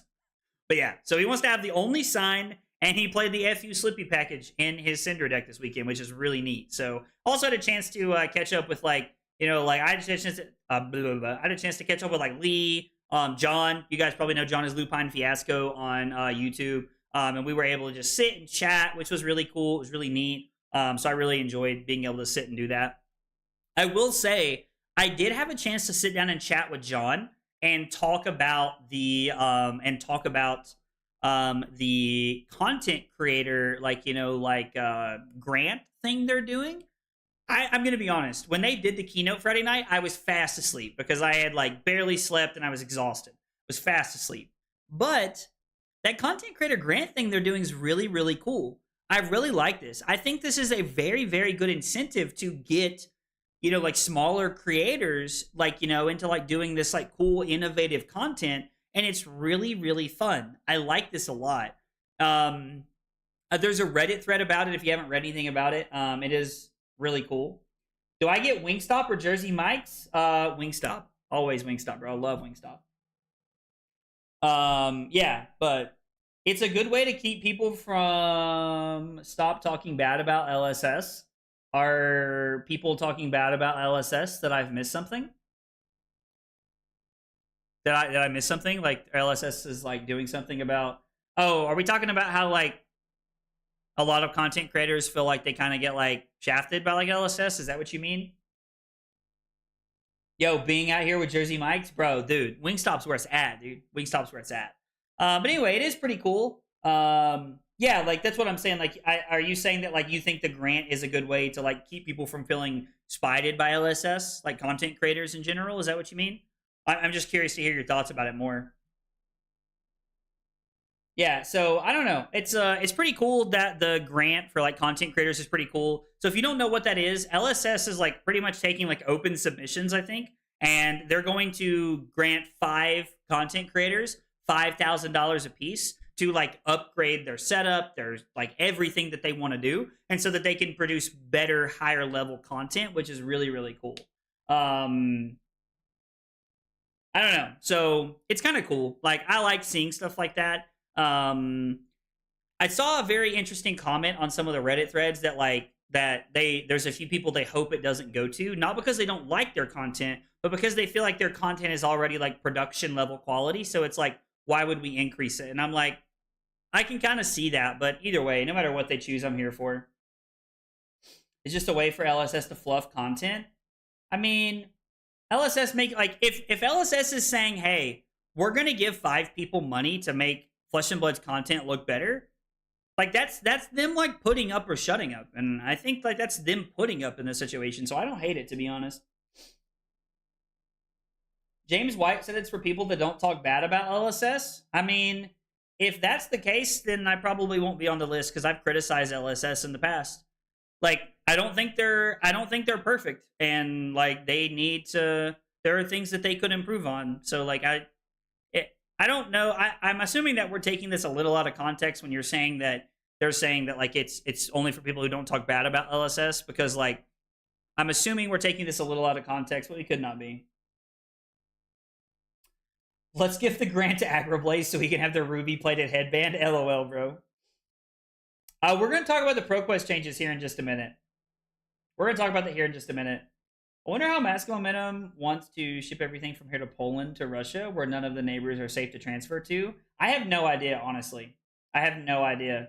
Yeah, Liam, we're going to talk about ProQuest. We're going to talk about the changes to ProQuest here in just a minute. But there is one more thing from the weekend that I want to talk about before we like really move any further. I want to talk about the store that ran. I want to talk about the store that ran the entire event. So the store that ran the event was One Collectibles. They had a booth set up to vendor and do merchandise with, which I spent a lot of time at. They were really nice to work with this weekend. But One Collectibles is where like all my charges went to on my card from this weekend when I paid for like the calling and stuff. So I'm assuming that they were the ones hosting it and stuff like that. So I just want to take a minute and shout them out. Like, they ran a very, very good event this weekend, and I know that like, you know, the judges and like, you know, did a whole bunch of stuff, and like this is in no way bad towards the judges because I really appreciate everything they did as well. But One Collectibles was absolutely phenomenal. Like, I mean, I'm talking like peak. Like, they were amazing, amazing, amazing. I enjoyed them a whole bunch. I really, really liked like their staff, like the people that worked there. They were really, really good. I don't know. Like, they were phenomenal. I bought a bunch of cards from them this weekend, and they were really willing to cut me like a lot of deals. They were willing to like buy a lot of cards. So like if you are ever in an event in Europe or Asia and you have a chance to work with One Collectibles, do. They were phenomenal. I cannot say enough about that. Jason, one of the sender that I played in the calling, was actually nice enough to point me in their direction, and they were just amazing. Like, they were absolutely phenomenal. Loved One Collectibles. They were great. I cannot say enough great things about them. So guys, if you work at One Collectibles or that's your store, you know, tell them, you know, that I said this, because thank you guys so much for working with me and helping me get cards that I needed for my collection, because they were great. They were absolutely phenomenal. Rumor is I missed the F Slippy deck. Dude, you just missed me talking about it. Bro, Lee, if that's you, you just missed me talking about it. I imagine constructive criticism is allowed if done tactfully, but that's how I took it. I mean, yeah, I would hope that LSS is open to me giving constructive criticism and being like, you know, I think they did this well, or I think they did this poorly, or something like that, because like there are moments when we talk about things that LSS does and does that I like and then I don't like, and I'm always going to have those conversations because I think those are the conversations that need to be had.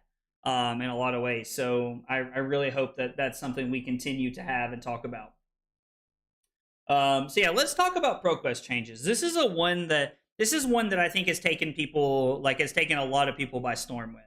The ProQuest changes, I feel like people love it or people hate it. There is an argument for both sides of it. I am going to give like all of the pieces of information, and then I'm going to tell you how I feel about it. The new change, for anybody who does not know, the new change for ProQuest says that if you win a ProQuest, not if you have an invite to the Pro Tour, if you win a ProQuest during that ProQuest season, you are no longer allowed to attend more ProQuests. You will be a restricted player. You will be on a list of names that you cannot play in those events for. So if there are 5 weeks of ProQuest, which has become pretty standard, so Yokahira, I think we're going to Japan in April. I know that. So it's Pro Tour Japan is what I'm going to call it for now, or ProQuest Japan is what we're going to call it just for the sake of the stream, because I can't remember the name exactly. If there are 5 weeks of ProQuests and you show up the first Saturday of the first event and you win a ProQuest, you can no longer go to ProQuest for the rest of the weeks. You can't play on Sunday, and you can't play the rest of the other weeks at all. You're on that restricted player list, right? So this has made a lot of people feel weird because they're like, well, I like to play ProQuest. Like maybe you're someone who goes to, a few ProQuests and like you normally end up winning one. And so you're like, man, if I win the first weekend, like I can't play any more ProQuest.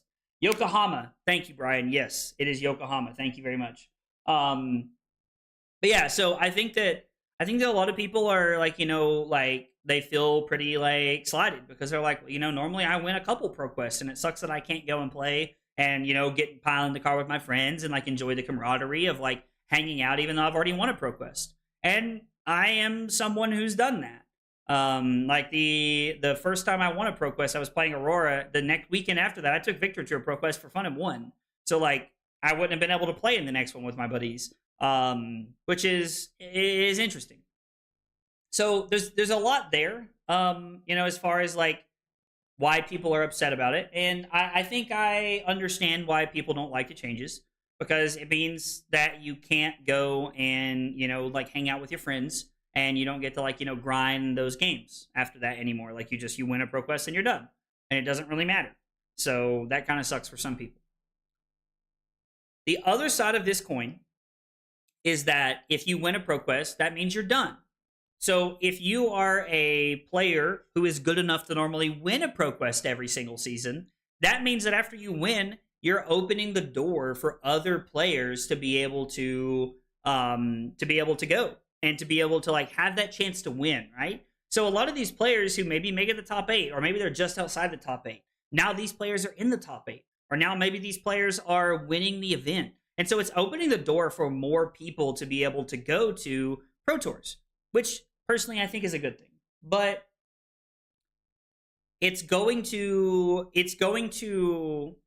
there is one thing that I will say that I think it's going to do from a competitive point of view that I think is going to like make a little odd.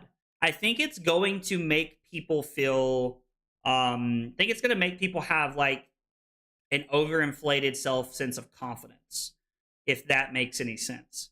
So I think for a lot of people, this is going to make them think, oh, like I qualified for the Pro Tour, which on any given day, pretty much no matter what room you're in, is impressive. But one of the things for me that I think has made qualifying for the PT and being able to play at that high level is, like the first ProQuest I won, like, I played against a lot of good players along the way. And like, don't get me wrong, like we have like good locals. But I would tell you, our locals is not stacked.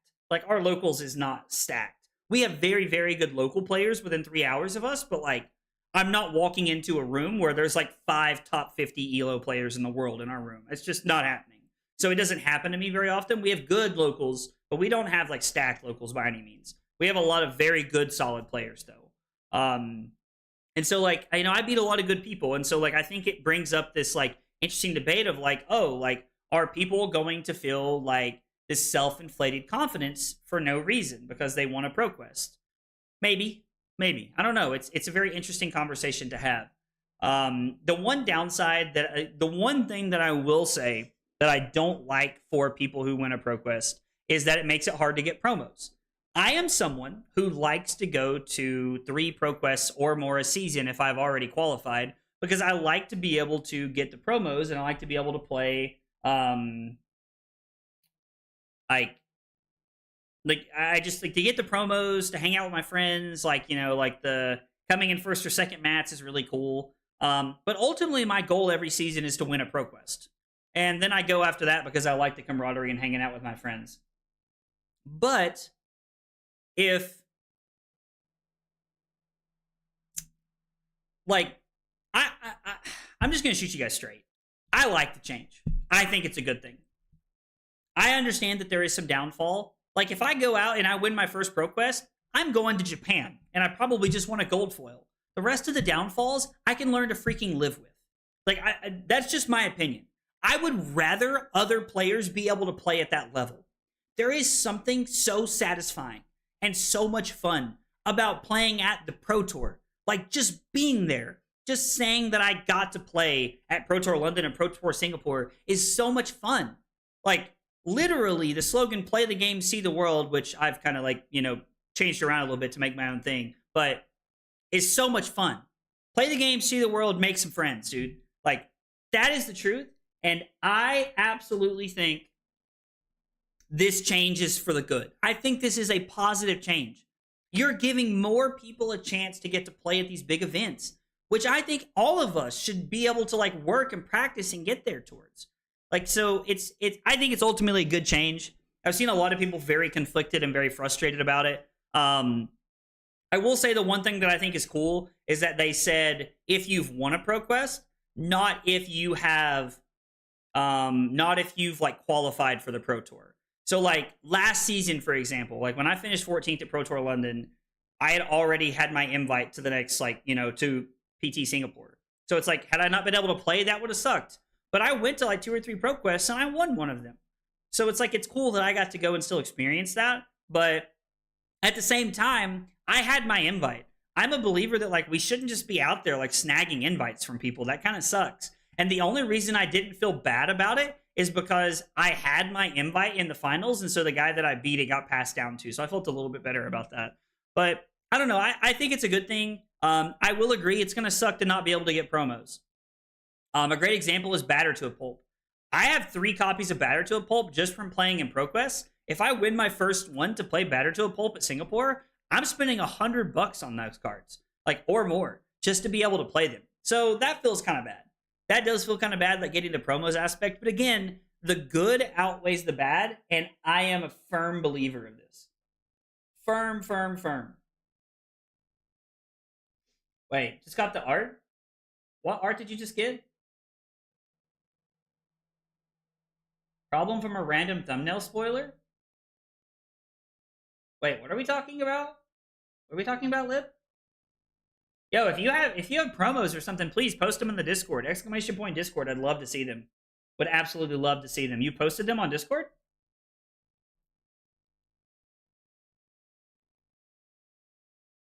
Yo, that's pretty cool. Hang on, let me pull this over here so you guys can see it too.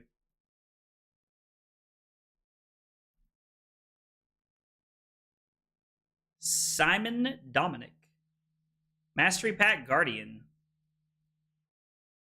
It's pretty cool looking art.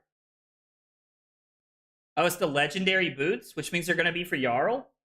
Huh, that's pretty cool. Kind of like that, to be honest. I like that they're like doing different things for different heroes, so it's pretty neat to see and stuff like that. I love seeing stuff like that. But anyway, I think the ProQuest changes are for the best. I think it's going to be good for the game. I personally really like it. I love that they're making these changes. I absolutely love that they're making these changes.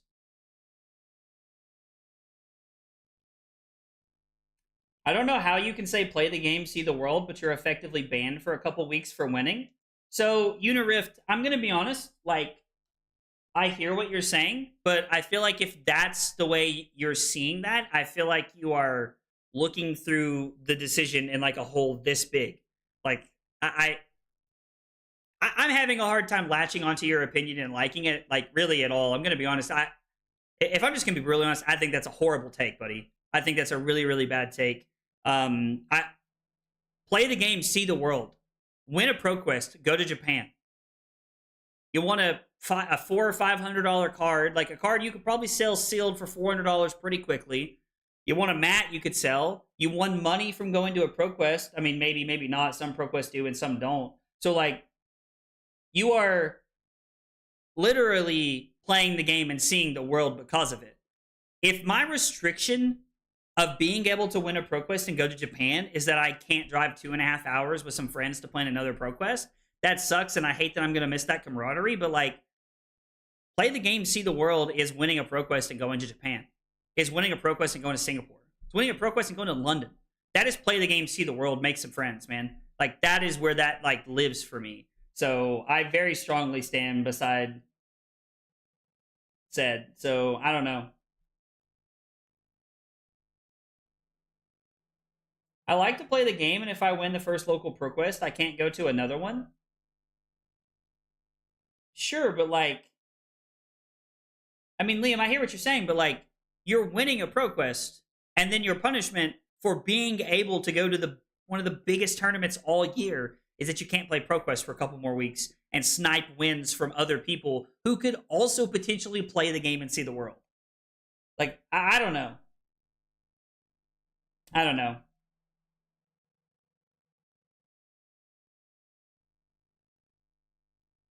as they maybe get their PTIs. I mean, sure, yeah. Remember, you all first. You have to win a ProQuest. I think Michael makes a really good point here. Like, yeah, I don't know. I mean, guys, I understand that this is. I understand that this is like a. This is a very diverse topic, and I'm going to be honest. Somebody, you know what? Dylan's not going to have a problem with this, so I'm just going to say it. TCG Talk, Dylan, who is an amazing person for the community, by the way, in my Discord yesterday, I think it was yesterday, said that the people who caused this problem were online boasting and bragging that they won 4 gold foils this season and like talking about how easy it was. And I've seen posts like this. I've seen posts where people are doing this. So like, if you're upset about the change, like, keep that in mind next time you're on Twitter and you see somebody like talking and saying, oh man, like I won my 3rd ProQuest this season. And it's like, I don't care how good you are. That's not an easy thing to do. You had to beat a lot of good people to do that. It's not easy to do. Like, so I don't know. I'm not even 50% on Talishar. I'm not worried about ProQuest. LOL, Brian. Oh, man.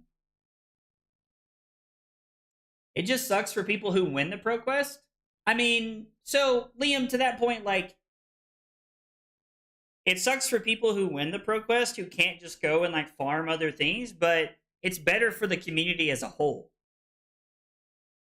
I mean, I don't know. Like, as a competitive player, as someone who has grinded ProQuest, and as someone who has won multiple ProQuests in a season, like, I don't know, man. Like, I guess I'm just willing to take that shitty side effect for the betterment of the community and the game so that more people can go to better things and experience that.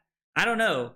Like, I just, that doesn't bother me. I'm not affected by that. Like, ProQuest season in like October or whenever it is. Like, if I win the first ProQuest, like, cool. Now I'm going to Japan and I get to cheer my buddies on and help them test for the next 3 weeks. So, I don't know. Yeah, no, I agree. Illogical Bubble just said, I have mixed feelings. There's a lot of good, but some bad. Yeah, sure. Like, I agree. What about pass downs? I mean, I think pass downs, if I'm being honest, had more problems. Because think about it this way. Here's how I like to think about this. The season I won a ProQuest. The first season I won a ProQuest, my buddy had my buddy Nick, who I play against all the time, had zero interest in going to London. He took the gold foil. We split the prizes. He gave me the win. It was a mega W for me. It was awesome.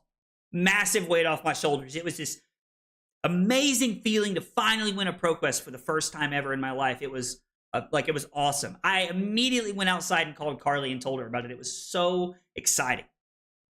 The next weekend, I knocked somebody out in the top 8 who has never played at the Pro Tour, who I know would go to London if they had won playing new against me. I got lucky and I high rolled them playing Victor.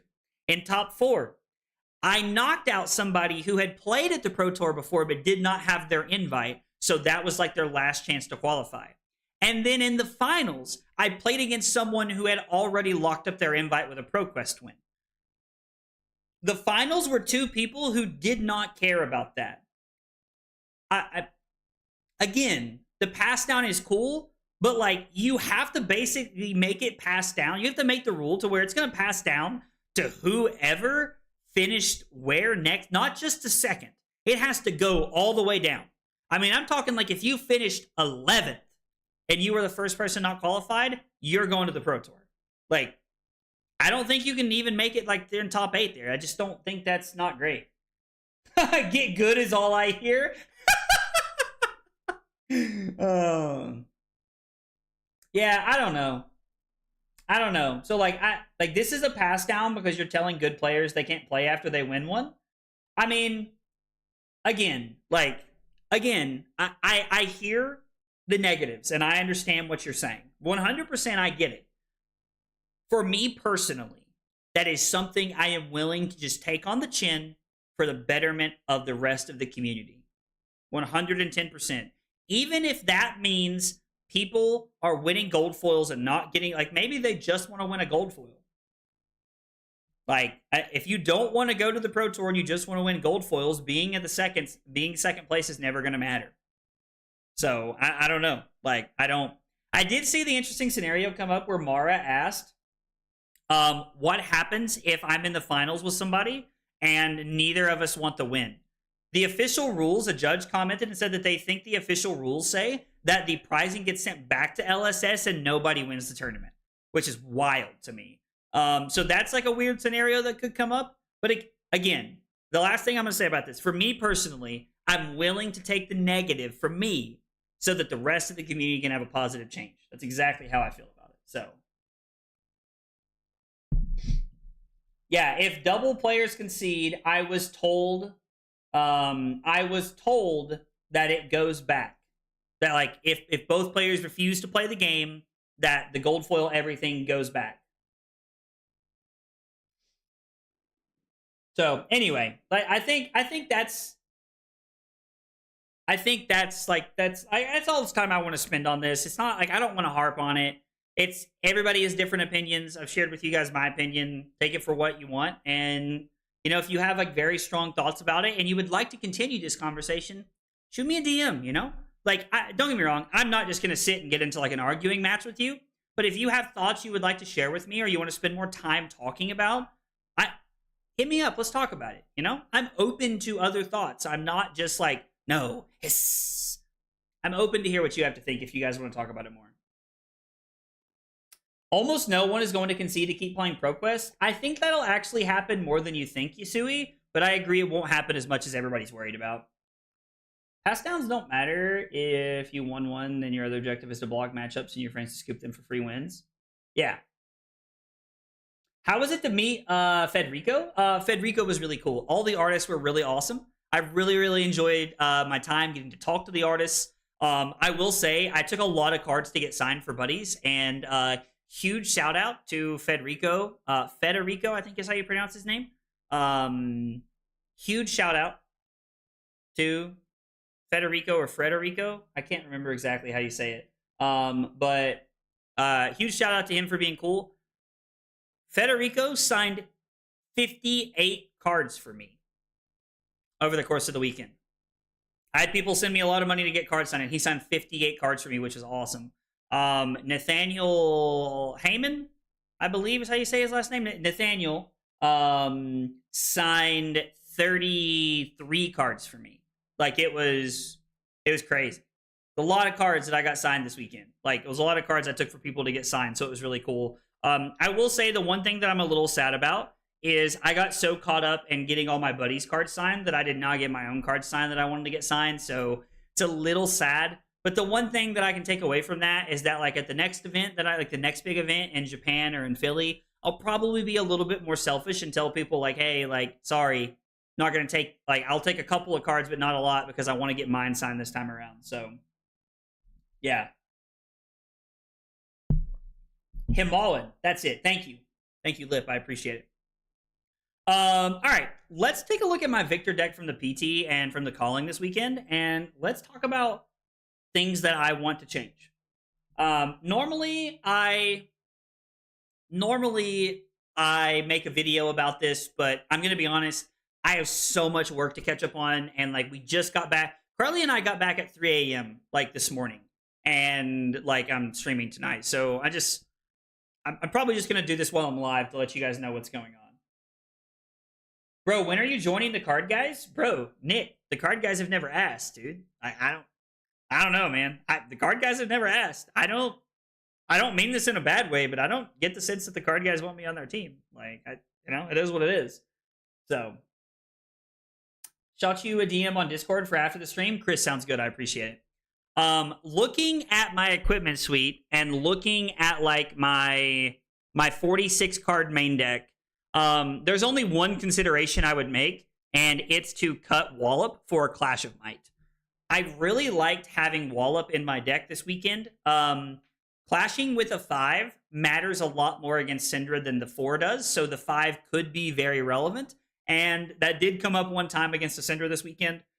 So I think this is like a better card to have in the deck, but Clash of Might is like more aggro. So, yo, trash can. Yo, pause. Pause-a-reno, big dog. We will make a new team and spike every tournament. Trust, dude. I'm here for it, dude. I'm here for it, man. All right, so yeah, I think I would keep Wallop in the deck, but Clash of Might is a consideration. A lot of people have asked me how I feel about playing this in the main deck. I really like having 33 blues in the main deck and my main 80 cards. I think that's been overall a very, very positive effect. Having 33 blues felt very consistent and add a lot of very good like synergy to the deck. So 33 blues is where I'm going to be moving forward. These 46 cards I would probably leave alone if there was a tournament next weekend I was going to. Looking at my sideboard here. My sideboard is, we're going to make one small change. I'm going to be honest. Like, I think we're going to make one small change, and it is to help the Guardian Mirror. Now, part of this may be based upon the fact that I lost to a Jarl for my win in the top 8 of the Calling. So, there's that. It is the only Guardian matchup I lost all weekend. But I think we need to cut one batter to a pulp, and we need to have a Nothos in the sideboard. I think that's where I think that's like a change I would make. So having 2 batter to a pulp and 2 blow for a blow against Gravy allows us to play a second test of strength, which I think is a positive. So I don't know. Like, I think that having, like, this is Red Thunderquake in, like, a lot of the Guardian matchups, but I think cutting this for a Nothos helps a lot. We still get a lot of armor because I'm on tech plating, but I do think that having, like, a Nothos would have helped me win some of the other games more consistently. And I also think that it would have helped me win the Jarl game. So I think cutting this card is, like, perfectly fine, going down to a 2 of. We're already rough into the Gravy matchup, so just having 2 is fine. We need to roll hot anyway in that matchup, so I kind of like where that's at. But those are currently the changes I would make. I wouldn't make any other changes. I've got a bunch of different cards down here that I was trying and playing and different stuff like this. If you're looking to add more Cinder Tech to your sideboard, try Erase Face. It's very good. Turning off the Draconic aspect of things is very powerful. So I think that's a good place to be. I think that's like a really solid place to be with what we're going to do. Like, changes I would make. I think that having a Nothos is necessary right now because there are just a lot of I think there's going to be a lot more Guardian coming up in the next few weeks because of Mastery Pack Guardian, and also because I think people are seeing it do well, which is going to make it more played. So, I don't know. There is a consideration to, like, to Dave's question about, like, just cutting some of the Gravy Tech and just being better prepared for other matchups, which is an option we could take. It's a very, very, like, plausible option to have in the deck. I think having a few sideboard slots is okay, but maybe going down to, like, the just 2 blow for blows and playing something else in that slot might be better. I don't know. It's something to consider. Both of my Gravies were pretty bad. I lost pretty handedly, to be honest. They weren't really close, and I had a lot of tech this weekend for it, so maybe just, like, cutting it entirely might just be a better play. I don't know. Guys, I have to use the bathroom, and when I come back, we are going to be taking a look at my Oscilio deck, and we're going to be playing a couple games before we end the stream tonight. Guys, thanks for being here for story time and hanging out. I appreciate it, and I'll be back in just a couple minutes.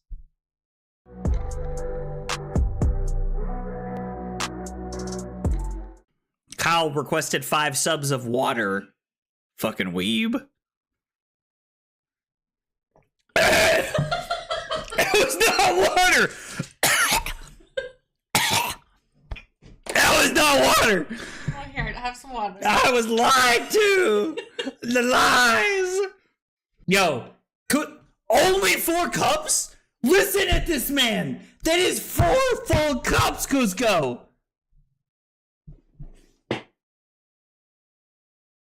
This fucking guy, bro. This fucking guy. What? Rookie numbers? Bro, Cusco's out here. Look, this motherfucker's just sitting over there with a pot of sauce going, oh yeah, I'm stirring that shit up, baby. I'm stirring it up. Oh my God, we're going crazy tonight. This is as close as I'm ever going to get to going Super Saiyan right now. So I just need you all to know how, like, back-to-back Command and Conquer Pummel turns in back-to-back games. And you know what? Just like Leonardo DiCaprio. I'm not fucking leaving. That's right. This is the kind of content we're looking for right here. The fab tutorials that blow your mind. Blow your mind. The recipe is literally just vodka and Sprite and some Mio. You know, it's the water flavoring things. You know, like the little like squirt. You like squirt the little water in. You squirt the little juice in the water, and then it's like, oh, no, this is so good. That's what it is. That's the secret sauce. I just crammed them all in my mouth. My God, this hand is dog water. Absolute dog water. I lied. You definitely did. It's your friends that you trust the most that hurt you.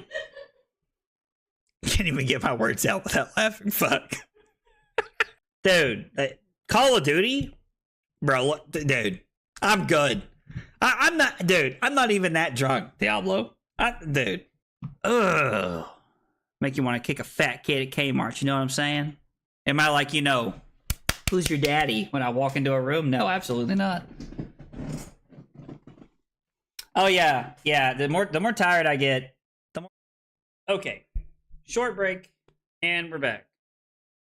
So, admittedly, I have not really worked on my Oscilio deck since before Singapore, but that's okay. We're gonna work on it, and we're gonna see what we can pull together. So, my headset died? No. Okay, cool. All right, so taking a look, this is what I was running. A lot of this is based off of what Yudo had been doing.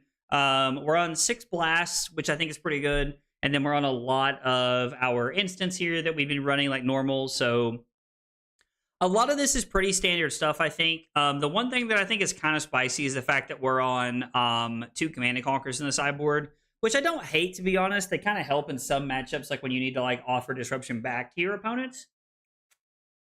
So playing Command and Conquer, I think fits pretty well into the deck as a sideboard slot. The other 2 cards are Lightning Press, which is really interesting. I don't really know how much I like Lightning Press, to be honest, but it works as a popper. It helps us push damage. It can be a little clunky at times, so I don't know. We'll see what happens. The other thing that I think we could be looking at is Calming Breeze. We're currently on 2 copies of Calming Breeze, and I think this might just be better served as 2 Shelter from the Storms, just because it has like dual role at what you're trying to do with it. So I don't know. It's interesting. We're going to play some games, and we're going to see how it goes. I like Oscilio a lot. I did buy a lot of Oscilio cards while we were there. Bought a lot of Oscilio cards while I was in Singapore. How was the food in Singapore? Lucas, food was amazing. Absolutely phenomenal, man. Absolutely phenomenal, Lucas. I keep losing to Oscilio with Verdance. Can I play you so you can tell me where I'm wrong? Yeah, sure. I mean, I have no idea how to play into Verdance as Oscilio, but like, I'm down. I have a sideboard guide for it. I've just not played a lot of games into it. But yeah, if you want to play one, Leo, we can. Absolutely. Leo, is this you by any chance?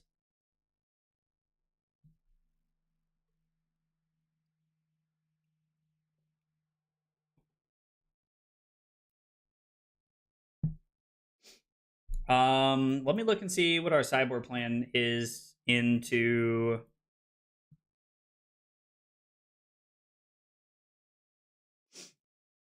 Let me look and see what our sideboard plan is.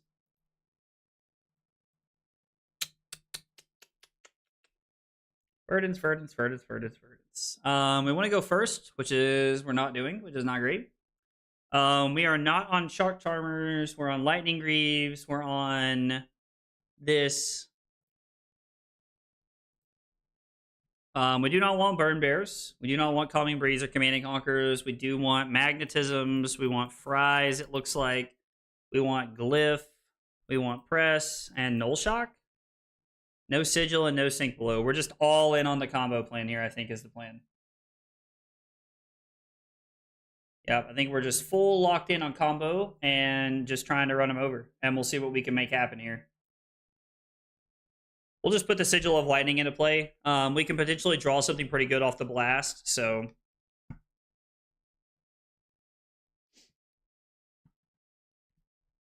How long before the horse dies and I main Oscilio? I don't know, Josh. Like, we're about to get a Mastery Pack Guardian set, bro. Like, maybe never. Like, maybe never, dude. We're about to get Guardian cards, dude. Like, in droves.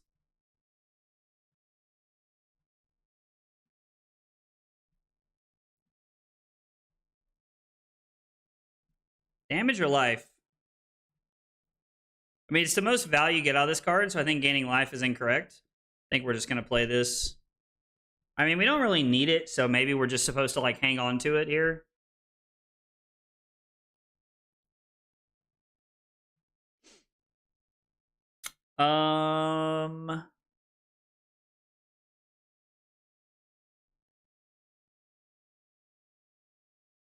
We can't really bounce anything or do anything here.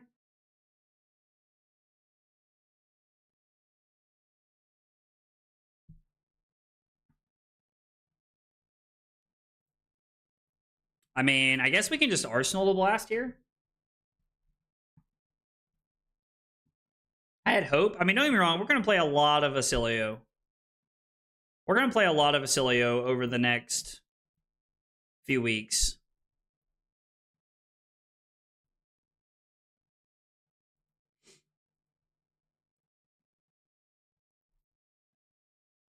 We're going to be playing a lot of Oscilio just because I really like playing the hero. But also, I'm debating going to Kansas City. Do you have any idea? Any LL ideas for Worlds yet? I mean, I'm kind of skeptical to know if we can still play Aurora or not, if I'm being honest. I would really like to play Aurora, but I don't know if we can yet or not. Like, I don't know how good she's going to be, so we have to be a little careful. This is awkward. Not really a lot of instance here early on. Go to Kansas City, I'll be there. I'm thinking about it. I'm thinking about it.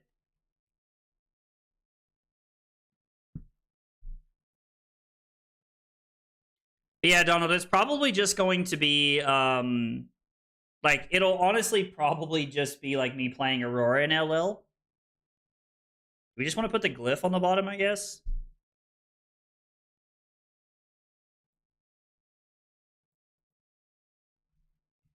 That's not what I wanted to do. Yeah. We'll just go 3-3. Like, drawing all 3 fries is awkward. Hey, what's up, Derek? My skirmish is Crack Shuffle Play, and it's on my birthday. Oh, dude, that's fun. Crack Shuffle Play is going to be a lot of fun with the new Mastery Pack set. I'm really excited to play skirmish. I know we've already signed up for one. I don't know how many other stores are going to be having skirmish, but I'm pretty excited for skirmish season. Should be a lot of fun. Should be a lot of fun. Yeah, you still get Arc Lightning and Ball Lightning. Like, it's not like it's bad to play Aurora by any means in LL. You only get to play one Somersault, which is pretty awkward. I mean, I did top 8 a Battle Harden with the deck, so, like, you know, that's pretty cool.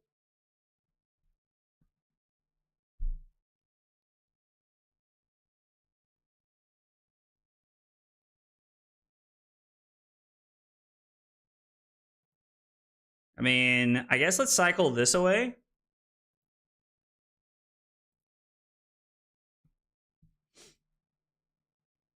We'll probably just end up taking 6 here, sadly. I mean, I guess I could block with the glyph. That's probably better, right? Block with the glyph. Yeah. Yeah, we'll just block here. Am I coming to Gen Con? I will not be a Gen Con. No, sadly, Captain, I will not be. I'm going for the blue flying highs. Wait, what? Blue flying high? What are we talking about?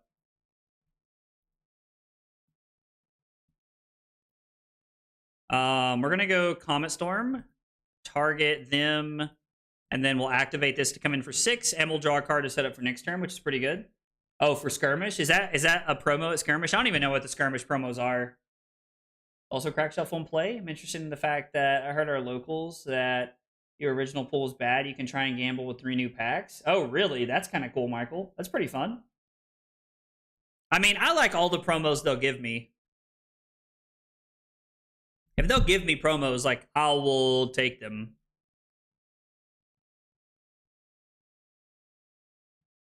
Do I even want this?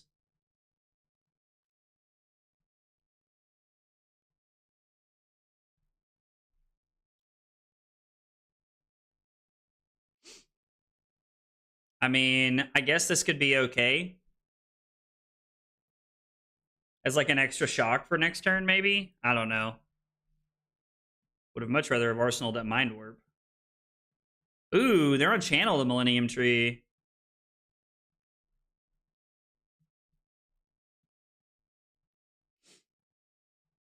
Well, this is coming in for 4? Huh.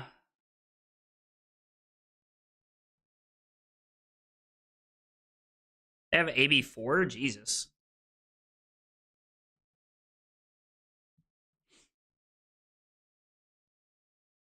That's kind of cool. That allows us to play the Gone in a Flash here, which is pretty nice. Because it means that our opponent like has to block pretty effectively here. The only downfall is that if they have a defense reaction, like we need to go again, so we can't really stop them. I'm actually thinking about streaming Ira this weekend, Joel. It's funny that you bring that up. I'm actually thinking about it. Hey, what's up, Taylor? I'm pumped to jam Oscilio games for a while. I've been focusing him in exclusively. Oh, dude, let's go, dude.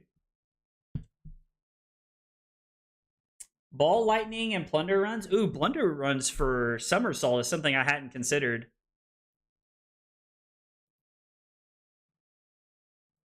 That is not something I had considered. That's pretty cool.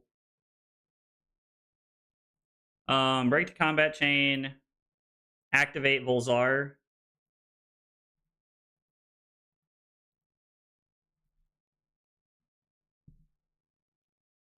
Arsenal gone. I mean, even if they pitch here, it doesn't really matter. Like, they're probably just better off taking 7. Interesting. Yo.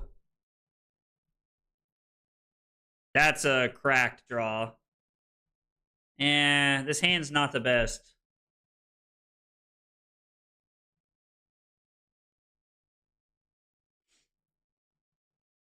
In fact, this hand kind of sucks unless we draw something good.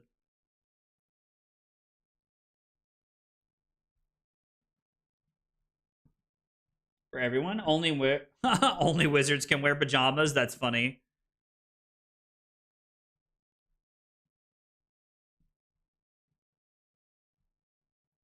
I mean,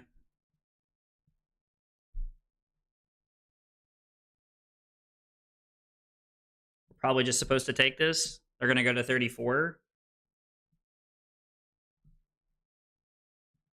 We're probably supposed to crack the Ether Tide here, if I'm guessing.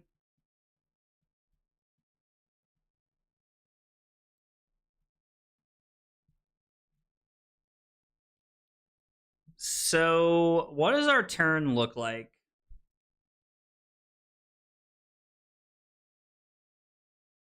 I don't know what they said whoops for.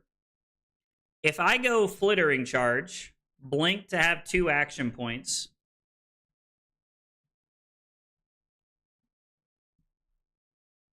We're going to be able to hit them with Mind Warp for 1 billion. So this is going to be 4 blink, 2 action points from going in and from that. And then I get to throw Gone, play a collected, whatever this is called, a Collecting Magnetism. And then we can try to Mind Warp them here because we already have 2 here. This is going to be 1, 2, 3, 4. So this is going to be for 8.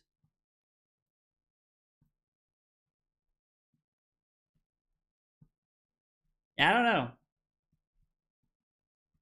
know. 7 card hand sounds like Art of War at home. Yeah, honestly, though.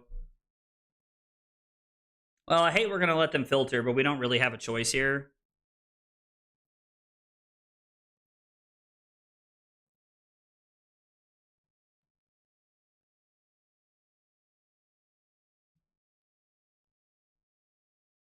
I just hate we don't have a thing in play. It kind of sucks, honestly.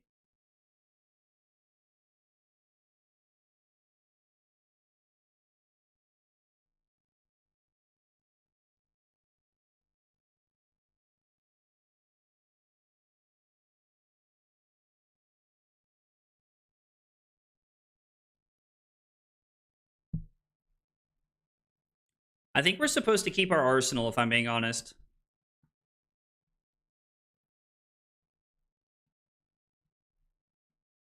So 3, 4, 5 is 7. They block 4, take 3.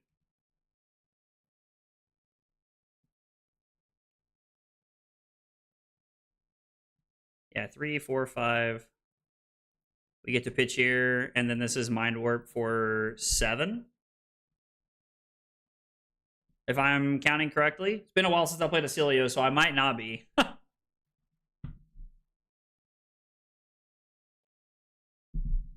Yeah, so 7 Arcane, which means even if they pitch 2 cards, they're still taking 3.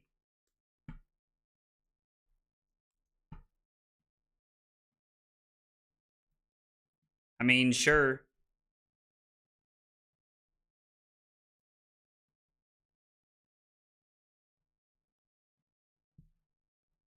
Man, this is awkward. We can't draw.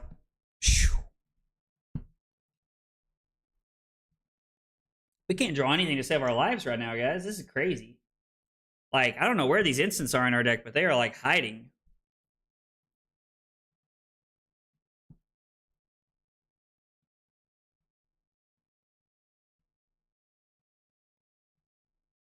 Their potential, if you do not, their potential failing. I mean, yeah, like, I think it's tough to, like, there's a lot of heroes in the game that are very tough to fatigue right now. I think there's a lot of heroes in the game that are very tough to fatigue right now.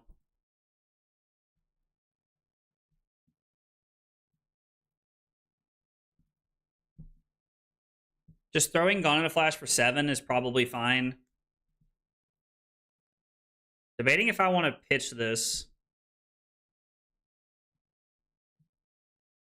They've played, what, 2 Plow Unders so far? No, 1? I thought they'd played 2 for some reason. Yeah, we'll just keep the blast in our hand in case something weird happens. Just draw better? Dude, that's always Taylor's advice. I'm sorry. Did I cut all the damn instants? Like,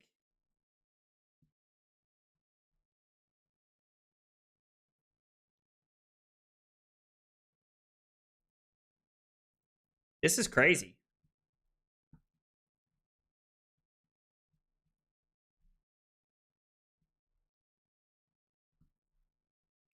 Well, that does feel bad. Not that I'm super surprised, because I do have a good Arsenal card there, but, like, man. I watched one game of the Pro Tour with Slippy into Gravy, and he decided that his plan into Gravy will be to fatigue him. I mean, I have seen Slippy's fatigue Gravies. It's actually possible to do. But yeah, it is very tough to do, Michael. I agree. Your better chance is just to try and run them over. Yeah, that was like, we're going to draw all instants this time around. I can just feel it. Because now we don't have our combo piece. Yeah, there it is.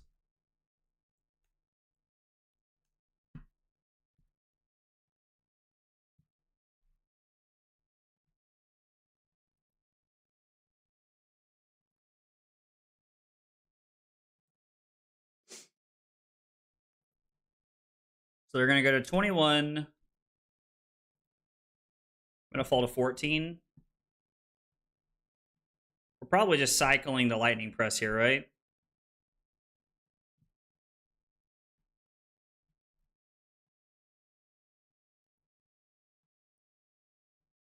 I don't know. Maybe we're not.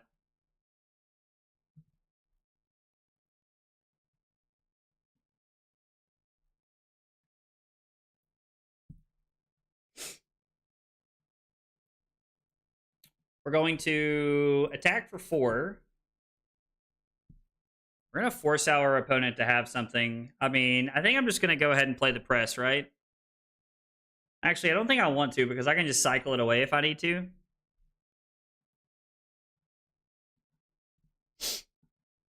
Been a very weird game.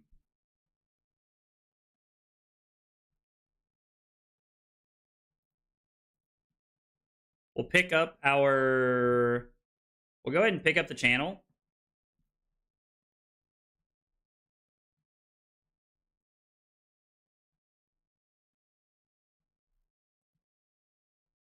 Rubon Carapace is blocking 7. I mean, this is just incredibly awkward here. Hey, what's up, Brando? We are playing Oscilio, yes.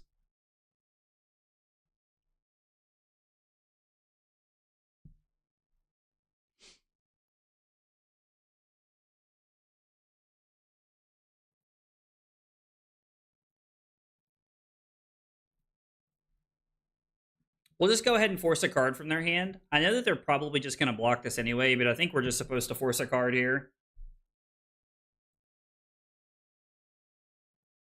I would have loved to have been able to activate the Volzar.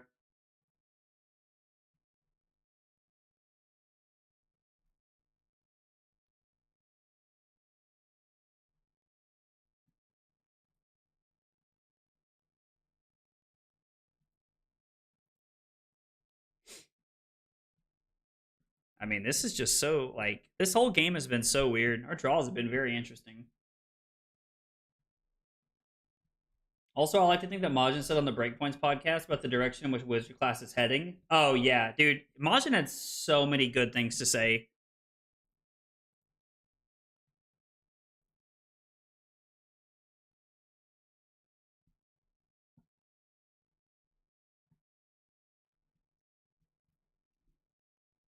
Oh, that's not what I wanted. I did not want to do both.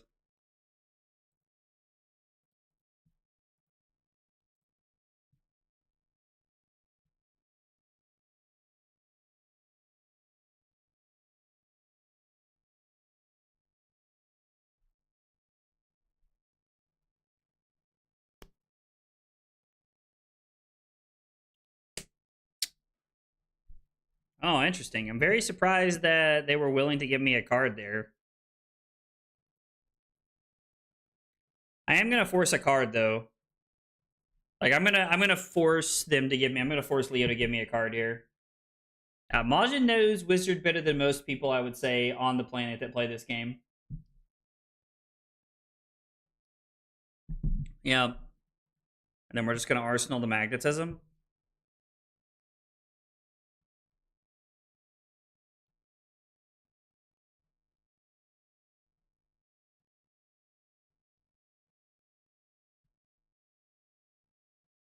And there's no Gone in a Flash here, but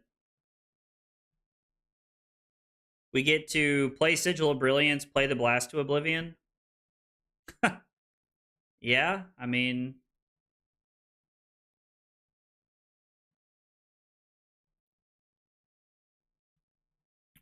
all 3 of our arsenal targets have been hit pretty effectively here.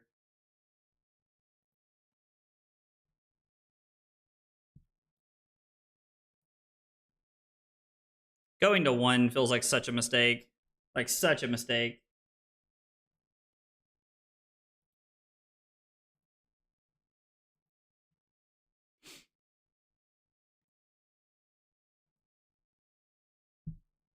This game has gone so poorly. We've not been able to, like, really put anything together. It's felt very, very weird. Yeah, we're just dead. That's what I was afraid of.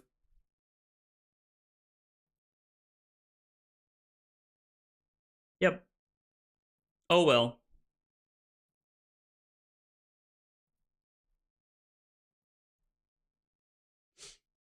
Yeah, we'll just take this. Well, that was unfortunate. That was not the best Oscilio game in the world. I've never drawn 11 straight cards of no instance. I think there was 11. I think there was 12 cards, and we had 1 instant in those. Yeah, Vor's very good at Wizard.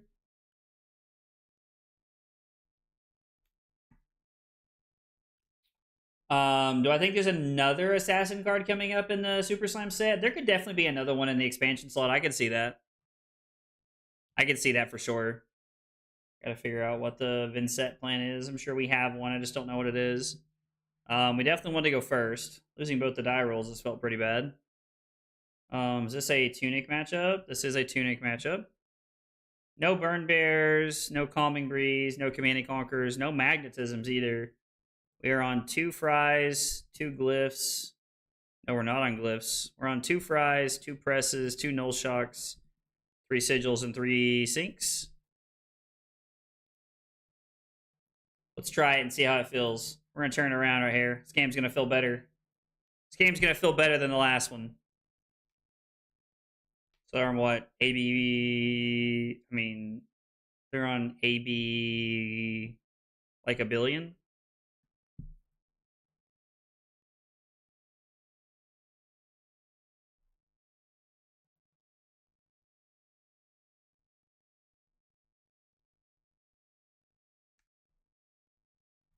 His hand doesn't feel very good.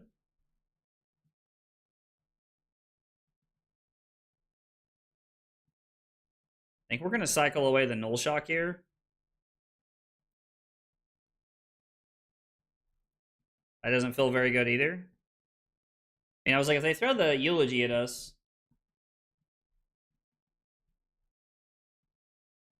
I mean, Leo, I don't really feel like you drew like that insane. Like, I feel like your draws were fine, but I feel like my draws were really weird. Like, I threw 1 Gone into Flash at you in like a 10-turn game or something like that. Like, my draws were really, really awkward. We need something to put into play.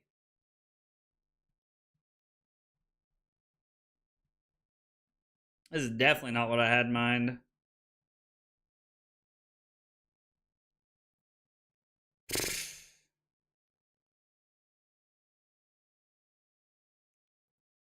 Let's throw 4 and see how they play this.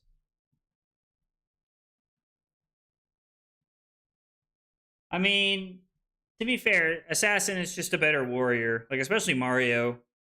They get to do all the same things that, like, Assassin or that, like, Warrior does. It's just, like, better and more efficient normally.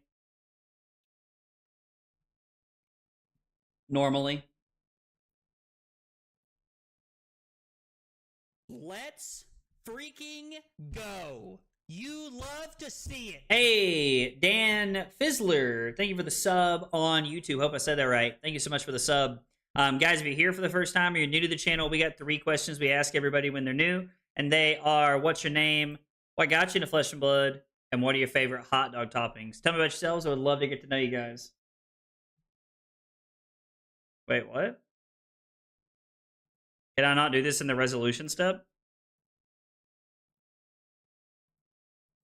Guess I have to do it in damage, I guess. I thought I could do this in resolution on Talishar, but I think they've updated it all.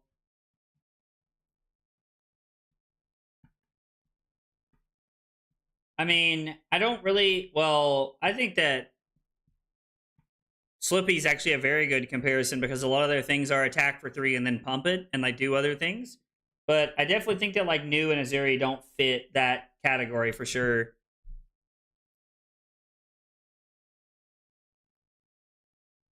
Like, yeah, I mean, I agree that Nu and Azuri don't fit in that category, but like, I think that Mario and Slippy fit right into that category very well.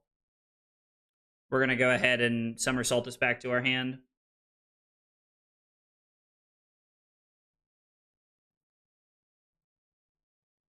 We're going to bounce the Rune Chant back to their hand, which is nice. Yo, Diablo, what's up, dude?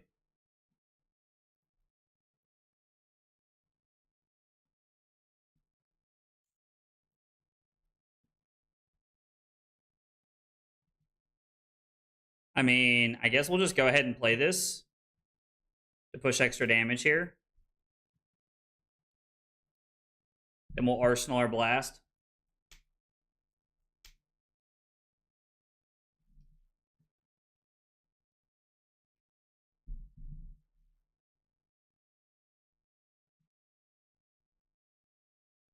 So, Michael, I think one of the easiest ways to think about this is to think about when you think about Assassin, think about what's the Savor Bloodshed. Think about that card, right? Think about Savor Bloodshed and think about how it's very similar to Steelblade Supremacy. I think you'll find that those cards are very, very similar. And so when we think about stuff like that, I think that's one of the things that we need to consider is that they are very. I think they have a lot of a lot of lapping similarities in a lot of ways.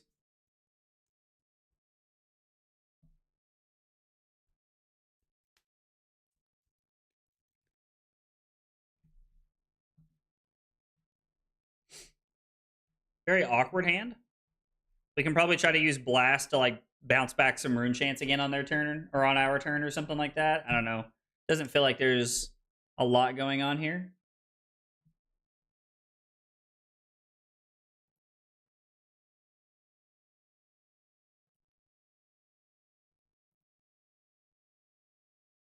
Interesting.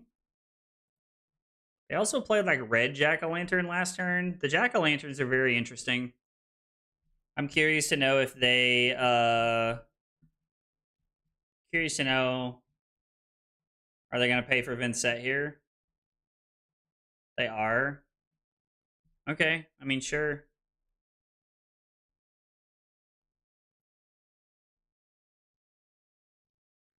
So we can't block the Rune Chant, but this is going to be for 5. So I am going to Jam Blast and I'm going to Jam Blast and Etchings in front of this. I expected you to be more tan, brother. Brother. I don't know what to tell you, Diablo. I don't tan, bro. Tanning is not what I would call my strong suit in life. Blocking 5 here seems fairly efficient. They have a blue Deathly Well.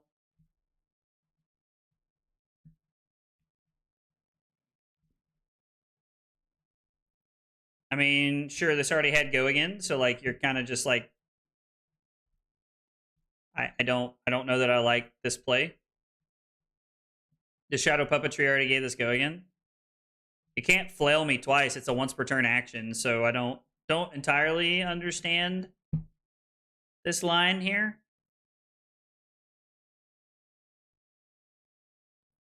Oh, okay.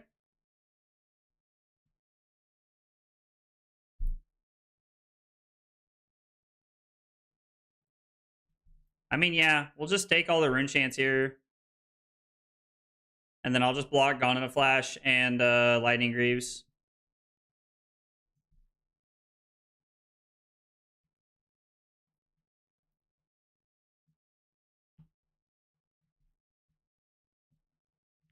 Yeah, they get to pick, so we might as well just block this, I think.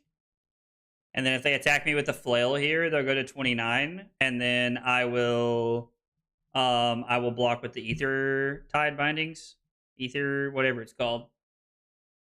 Did you even go outside during the day? I mean, Thursday and Monday we were outside all day. But on Friday, Saturday, and Sunday, no, bro, I was inside all day, dude. Was inside playing cards all day.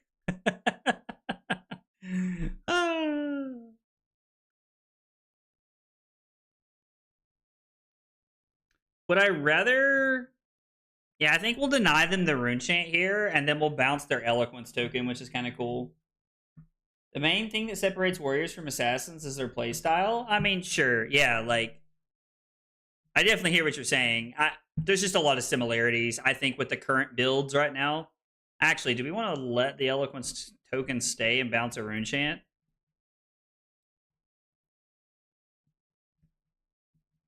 I think bouncing a Rune Chant's actually fine here, right? Because they only have 2 in play. So, like, we could take a 3 Rune Chant play off the board here. Like, Michael, I actually don't think that they're, like, identical. I just think that they have a lot of similarities in the way they're built right now.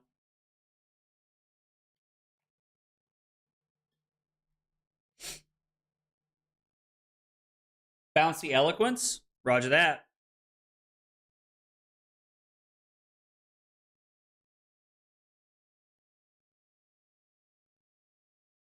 I think Warrior has some on hits. Definitely not like Assassins do, but Warriors have some on hits. Like they have like the on hit draw card effects sometimes, and like they have like if it's Dawnblade, they have on hit like counters and like I think there are definitely like some on hit effects that we have to consider sometimes when it comes to Warrior, but more often than not, like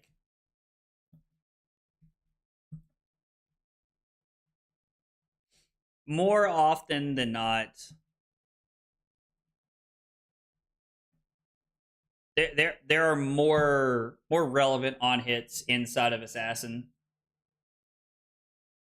Yeah, to Bing's point, like denying the like really cool like eloquence interactions that like Vincent can have is pretty cool. So we're not pushing any damage, but we are gaining 3 life on the turn cycle.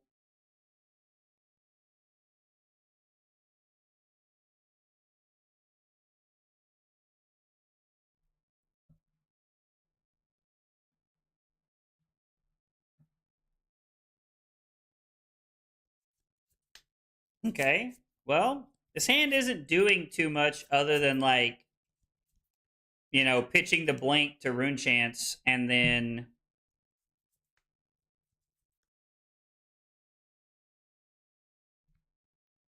I think we're just gonna pitch these to Rune Chance and then play the Sigil.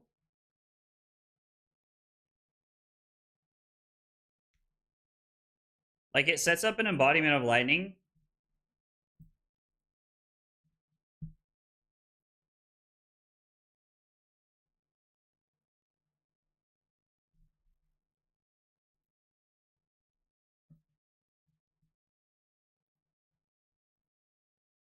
We could put the Sigil on bottom, but I don't want to banish something bad. YouTube earned engagement into a minigame. They have definitely, like, you talking about the XP thing? Because they've definitely done something weird with that. It's pretty interesting to see. I shall now be spamming to get to number 1. LOL, bro. That's hilarious. We're not gonna sync this. And then we'll take 2, go to 33 in the damage step. We'll just go ahead and run this out.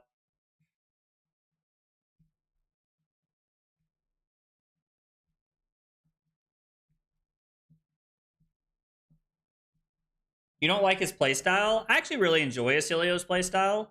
The combo thing is a little heavy for me sometimes because it feels like that's our only game plan, which I don't like. I am definitely more a fan of decks that have like a higher floor than a higher ceiling most of the time. I think that's why I gravitate towards Guardian so much, because the idea of having a high floor is really cool.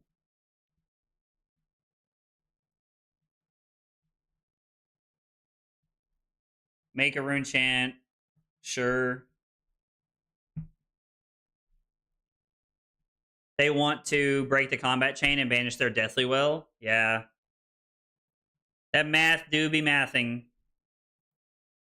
This pops on our turn. We have nothing to do, so we're just gonna pass. We're managing to like stay in a pretty good position on life right now, which is solid. I'm pretty comfortable arsenaling the Comet Storm and Shock as like a really big arcane spell here, but I'm probably just gonna cycle away the discharge though. I did not have a chance to like talk to James, unfortunately, Taylor. I tried multiple times, and every time I tried, he was in the middle of something or doing something. I got a picture with him at the thing, which was pretty cool, but I did not have a chance to actually talk to him about the podcast, buddy. I'm sorry. I promise you I tried.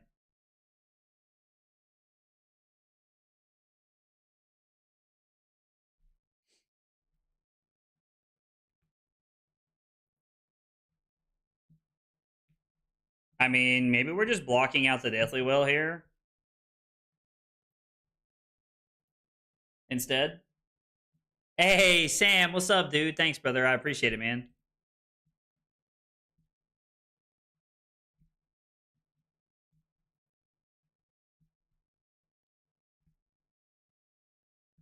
He brags about his win percentage being so good in Talishar and then just gets rolled at armories. I mean, I know a couple players like that. I know a couple players like that who talk about like, oh, they're winning with this or they're winning with that, and then like we play and like I just absolutely like roll them sometimes. So I mean, I get it. Like I think Talishar gives sense like some people like an inflated sense of like, you know, how good their deck actually is or something. I feel like Oscilio falls victim to hit combo or die sometimes. Sometimes it definitely does for sure. Sometimes it definitely does. Like this has been one of those games where it's like we've only played 4 turns and I feel like I've seen like just such like clunky awkward hands. Like, blocking out the Vincent so far has been, like, my best course of action. Now, if they choose to, like, creepers and do some nonsense here, we could get blown out here. I will say, Yudo told me, Derek, to your point, that, like, that the mini combos are how you win games a lot of times.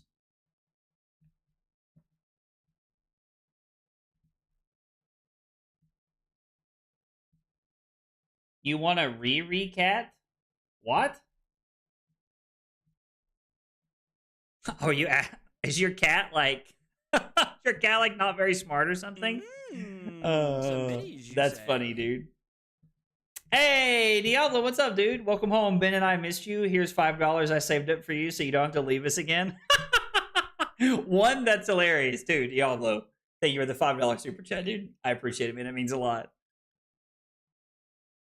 Oh, so now we're gonna lose life, and they're gonna lose life. So they are using the Eloquence token efficiently, and this sucks because they get to keep the creepers for next turn. Cilio for me is the mutated younger cousin, Kano cousin. I mean, he definitely has some downfalls, but like, I don't know about mutated younger cousin. I think Oscilio is actually like what like good wizards should look like, if I'm being honest, which is a pretty unpopular opinion to most people. But I think Oscilio is like what wizards should look like. Man, this is so awkward. I mean, I'm not giving the headpiece up here, but I guess we're just gonna give him 3 rune chance, which sucks. And now I'm number 1. Boom. Lol, that's funny, dude. Are you still at work, Diablo, or are you home yet? My wife saved this cat when he was a kitten, and he is missing all his brain cells. Yo, that's kind of sad, dude. I'm sure that cat loves you very much, dude. It's funny, like, I could not imagine, like, I wouldn't trade our cat for the world, dude. I love Taryn. Taryn's like my little buddy. Like, when I work from home, she hangs out with me all the time. We have these, like, little yogurt packs things that I give her, so... I prefer Verdant's wizardry over Oscilio's. I mean, yeah, I think Verdant's is also, like, a cool idea of, like, what things should look like as well. I don't hate that at all either.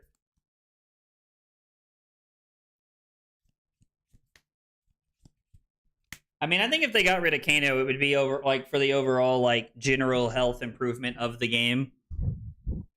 I think that's just like a quality of life improvement for Flesh and Blood as a whole.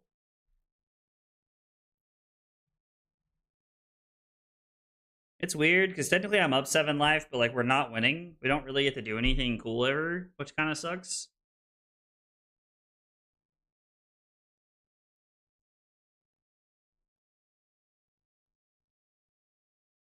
Hey, Michael, what's up, dude? I want to see them attempt a CC Blaze. They would have to like change her box a little bit and do like her text box some, but I agree, Chris. It would be cool. It would be cool to see a CC Blaze in action. I would enjoy that. Second Everfest after Super Slam. Oh, I'm home now, just chilling. Nice, nice.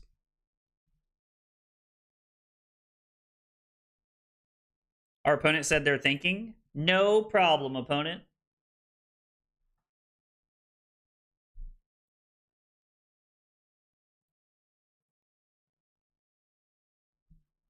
We're now going to pitch the blink.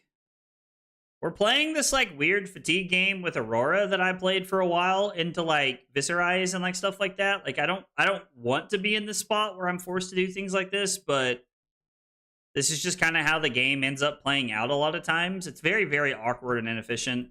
Like if they have like another creepers turn, like if they have like creepers into like another way to like throw that widespread ruin, we're in a really bad spot. New Clash Majestic just dropped? Wait, what? I'm watching you on my TV, so like you're almost life size, bro. That's hilarious. Spellbound Creepers? Okay.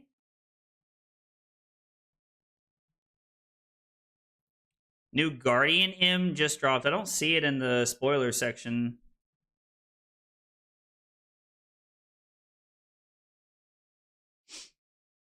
Is it from the Mastery Pack Guardian? Like, is that where this is coming from? Everybody, show me! Show me! Where? Jack-o'-lantern. Gonna pay a life into Vincent. They do not make a rune chant.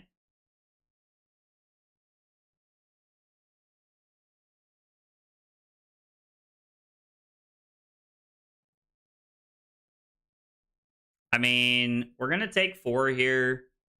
Go to 27. They're gonna have 1 rune chant for next turn. They're gonna go to 22. Oh, 2. I'm sorry. We took physical damage. They have 2 rune chants for next turn. They are gonna lose their creepers though, which is kind of nice. Which means it's only like natty nonsense from here. We're just kind of trying to hang on until we get like a turn. They have an AB3 Spell Void too, so like we can't even really do anything with this, which is hilarious. So we might just end up like pitching to some rune chants here. Viscerai pre-Rosetta was fun. You can somersault the attack and nothing happens. I mean, wait, which one are you talking about, Michael? I mean, you can somersault a lot of things, which is pretty cool. All right, I'm going to pull this up while we're... Clash of Bravado, a 4 for 7 yellow. When this defends clash with the attacking hero, the winner destroys an aura the other hero controls.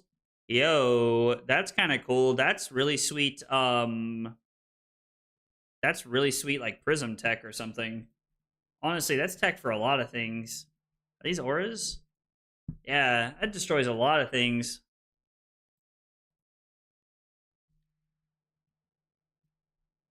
That says any aura. Yeah, see, the fact that says any aura is crazy, dude.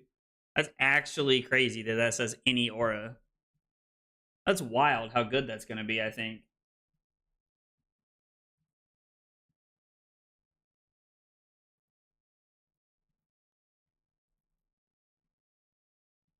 If you somersault Vinny attacks, it won't resolve. Oh, that's interesting. So if you somersault their stuff, it... Oh, I did not know that. That's a really cool thing. Yeah, I agree. The Bravado Clash card's actually insane. We're destroying auras with that thing? That's wild. That's actually wild how broken that is. Alright, we're just gonna keep looking for our turn here. Turn, we've seen a Gauntlet Flash we had to block with. So we could, if they attack us, we can somersault it and they don't get the effect. Aura support for Guardian's actually good. I think that's a positive thing. I mean, I understand Kevin's upset, but like, bro, it's worth. You can destroy my Ponder? I mean, there's a lot of things we can destroy, actually. Ooh, Cole. Cole. They don't physically have an attack. No, they have a widespread ruin. They just can't play it. I mean, if they don't have a way to make rune chants or like do some like crazy cool stuff, we're gonna... I mean, this hand, you know, this hand's not gonna like win the lottery or anything, but it's okay.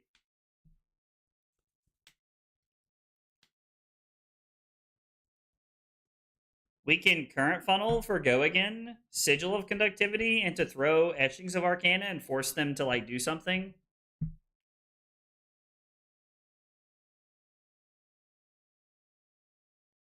Well, no, not like just Assassin, but like it's good into a lot of matchups, I think.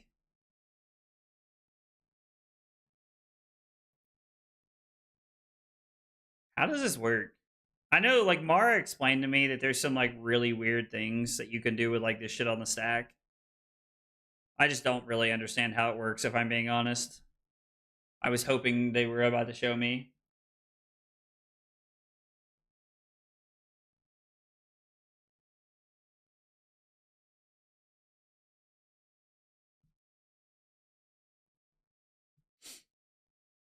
Okay. So Cole gets cards out of each of our hands. They play the Malefic, which is fine. Uh-oh. Gonna destroy the Rune Chant to make 3. And then we're going to pay 3 for the Rune Chants. Or no, we're gonna have to take one of the Rune Chants, right? Are we just supposed to take all of them with that in mind? I mean, we could Tunic one of them away. Take 1 Rune Chant. Block 6, Arsenal the Sigil of Conductivity. Like, try to set up something, I suppose, would be fine. We need to try and make something happen, right?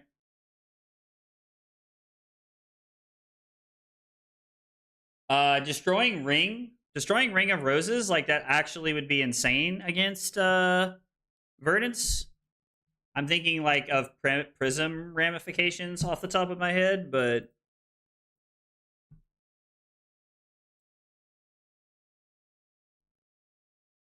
Like, yeah, the first thing that comes to my mind is, like, Prism ramifications, because, well, I guess if it pops, it, like, doesn't really, like...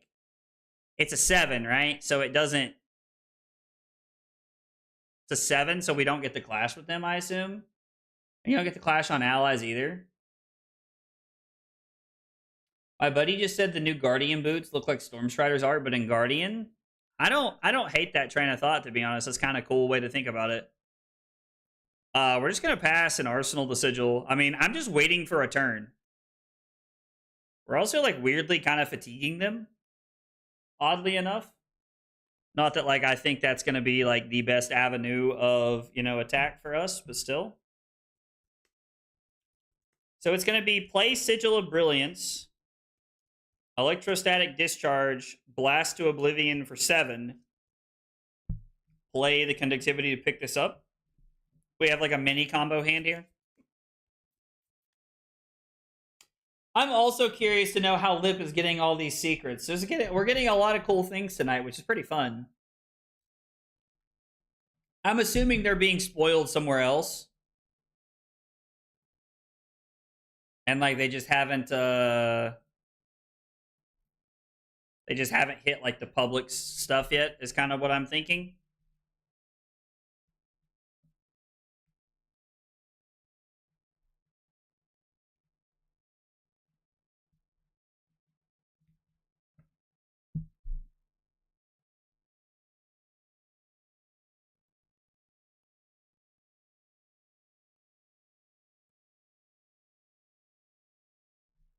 Man, they just hit the opposite thing every single time.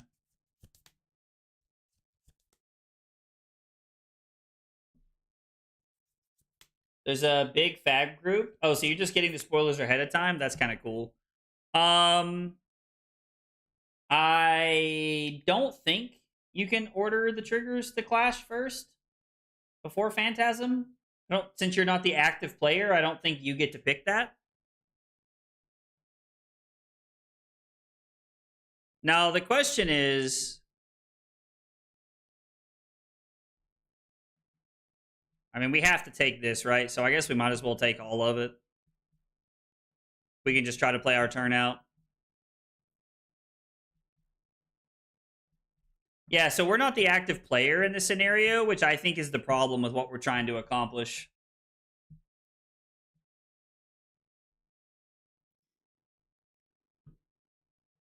If they have it, they'll play it. They don't have it. Okay, that's good.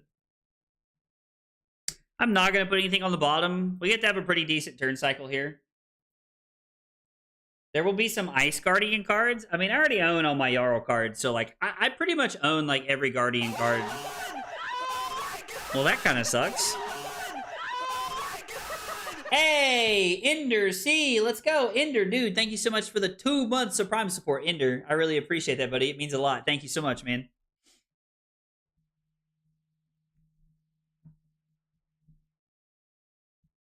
We're just going to banish the discharge from our hand. Like, we already have, like, the mini combo turn with Blast to Oblivion. So I'm just going to let this go. And they get a Requiem. I mean, they could play this. They could play Requiem. Like, we have lost life here. So we're going to play Sigil of Brilliance. It's then going to be Blast to Oblivion for 4 go again.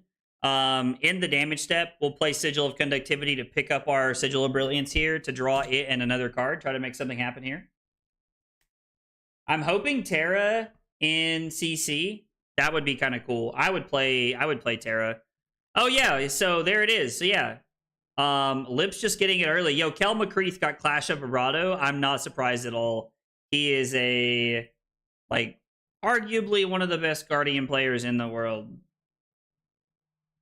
Very good Bravo player. Very good Bravo player. One hand, I would like to play Pleiades, but any equipment is so expensive. Yeah, I agree. The Clash trigger doesn't happen, Bing, because it's not technically on the stack anymore. When the Phantasm hits, you don't get the ability to do that. Unfortunately, as much as I wish you did, you don't.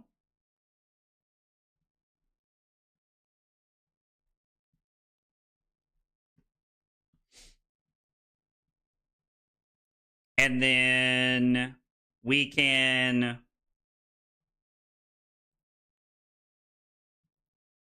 target them and activate this, and we can Arsenal the Sigil of Brilliance for whenever we want to play it, which I think is a better avenue of attack.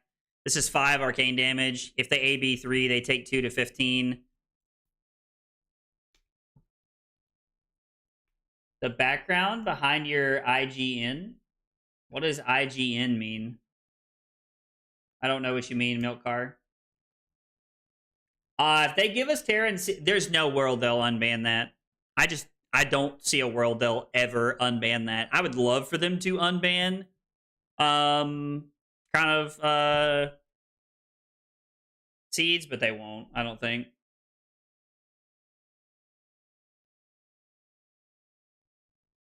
The background behind my in-game username, down in the bottom left. I'm not sure what you're asking, Milk. I'm sorry. I'm not exactly 100% sure that I understand what you're asking me, buddy. I'm very sorry. I wish I understood better.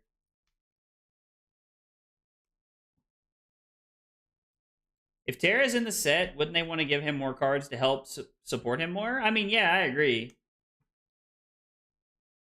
Like, I think they, like, will want to, like, give Terra cards to support him. I just don't think they'll unban Crown of Providence.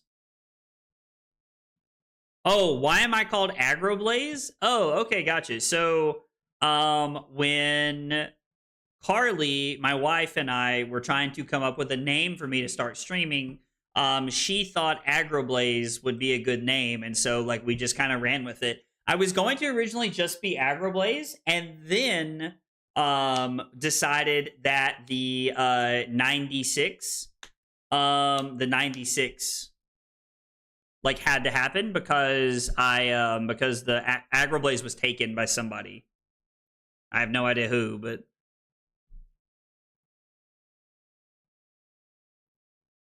we're just gonna take all the rune chants here. Like, there's at least 1 to 2 copies of Succumb in the deck. I think they played one already.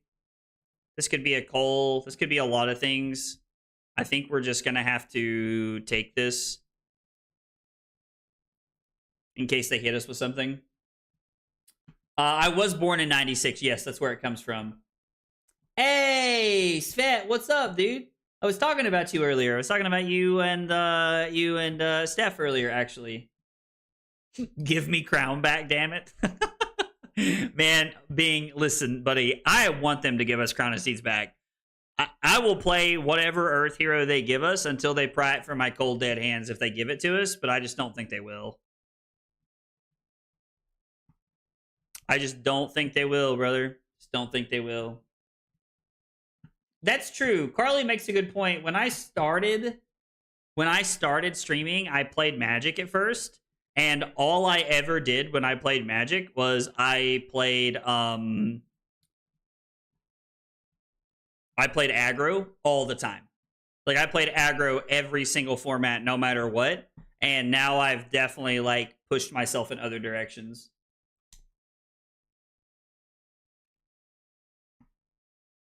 If Terra's in Guardian Mastery Pack, I'm switching from Jarl straight to him. Felt pretty good being able to swing 20 damage in one attack. Also my first hero getting into Fab. Oh, dude, Cygnus, that would be really cool. Captain called me a young baby. LOL, bro.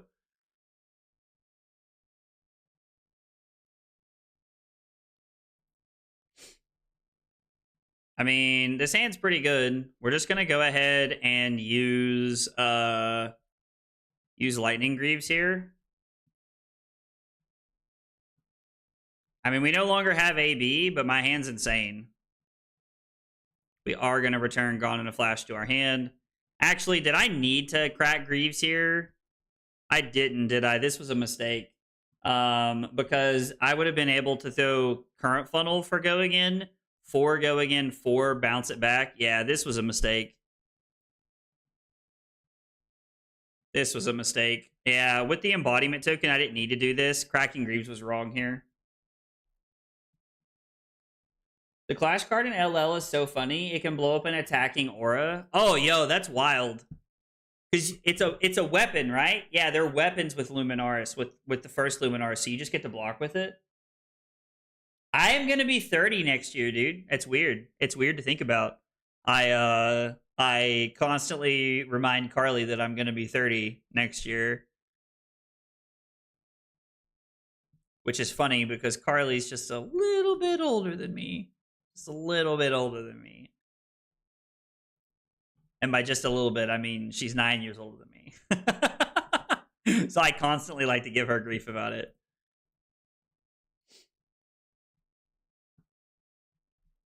Only after 33 and then I'll feel it? Alright, man. I'll mail James my tears until he unbans Crown. LOL, bro. Should have been 69? Dude. Dude, I'm telling you, like, Agrablaze 69 would have been hilarious for like 5 minutes. And then it would have been so done. Oh. 30 is good. I mean, I'm not not looking forward to it. Like, I'm looking forward to being 30. Like, I don't think it's a bad thing, you know?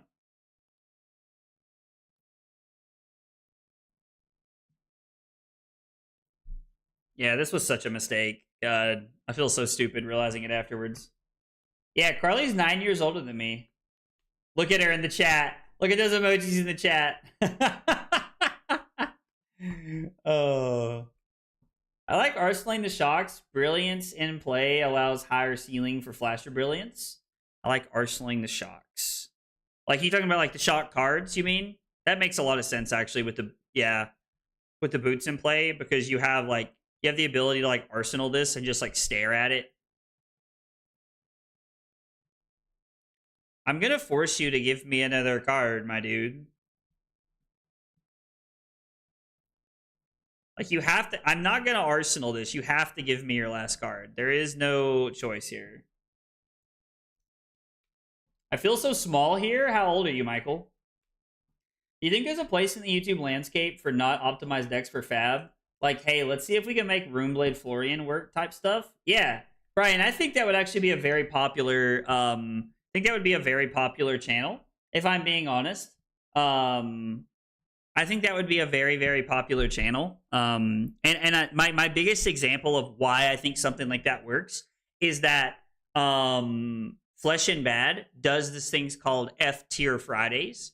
And so, I mean, I know that I think they post a video every week on Friday, but I think that's a great example of why something like that would work, like, to a T. Oh, you turned 21 a week ago? Yo, happy belated birthday. I feel like you told me that and I forgot. Michael, I'm so sorry, buddy. I'm really bad with, like, birthdays. I'm also really bad with names.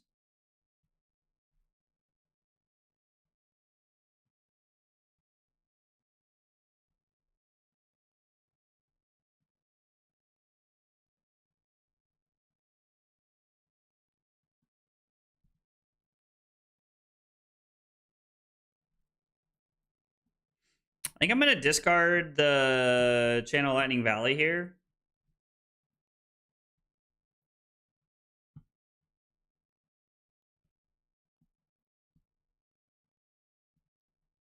think we just win here, right?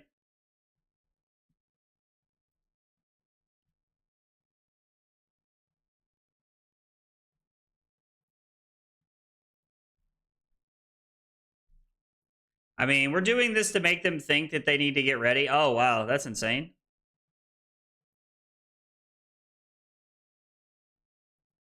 Even though it really doesn't matter. Blast to Oblivion is insane.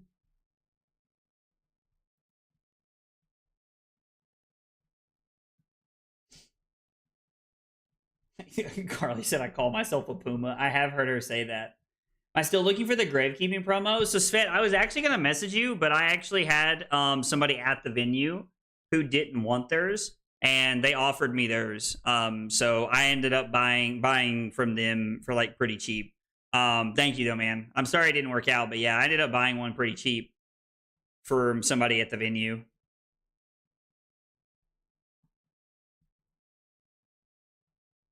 I basically fatigued the Vinny. I mean, we were trying for a while. Like, bad Vincent players can get fatigued pretty easily, in my opinion. Which, like, I'm not calling my opponent bad. It's like, Smile Like a Chow is somebody I've played against quite a bit, and they're a very good player. I just meant, like, the way, like, he was trying to, like, run me down every single turn was, like, not optimized for, like, how, like, my draws were lining up. And with AB1, like, we were able to, like, play the fatigue game pretty well there.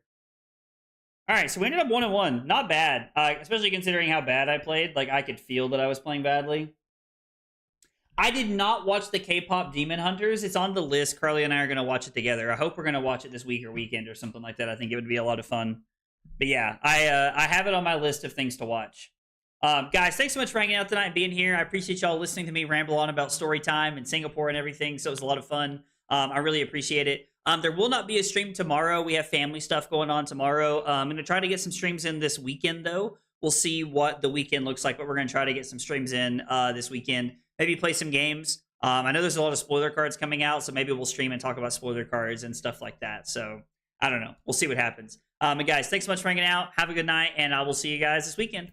Take it easy, guys.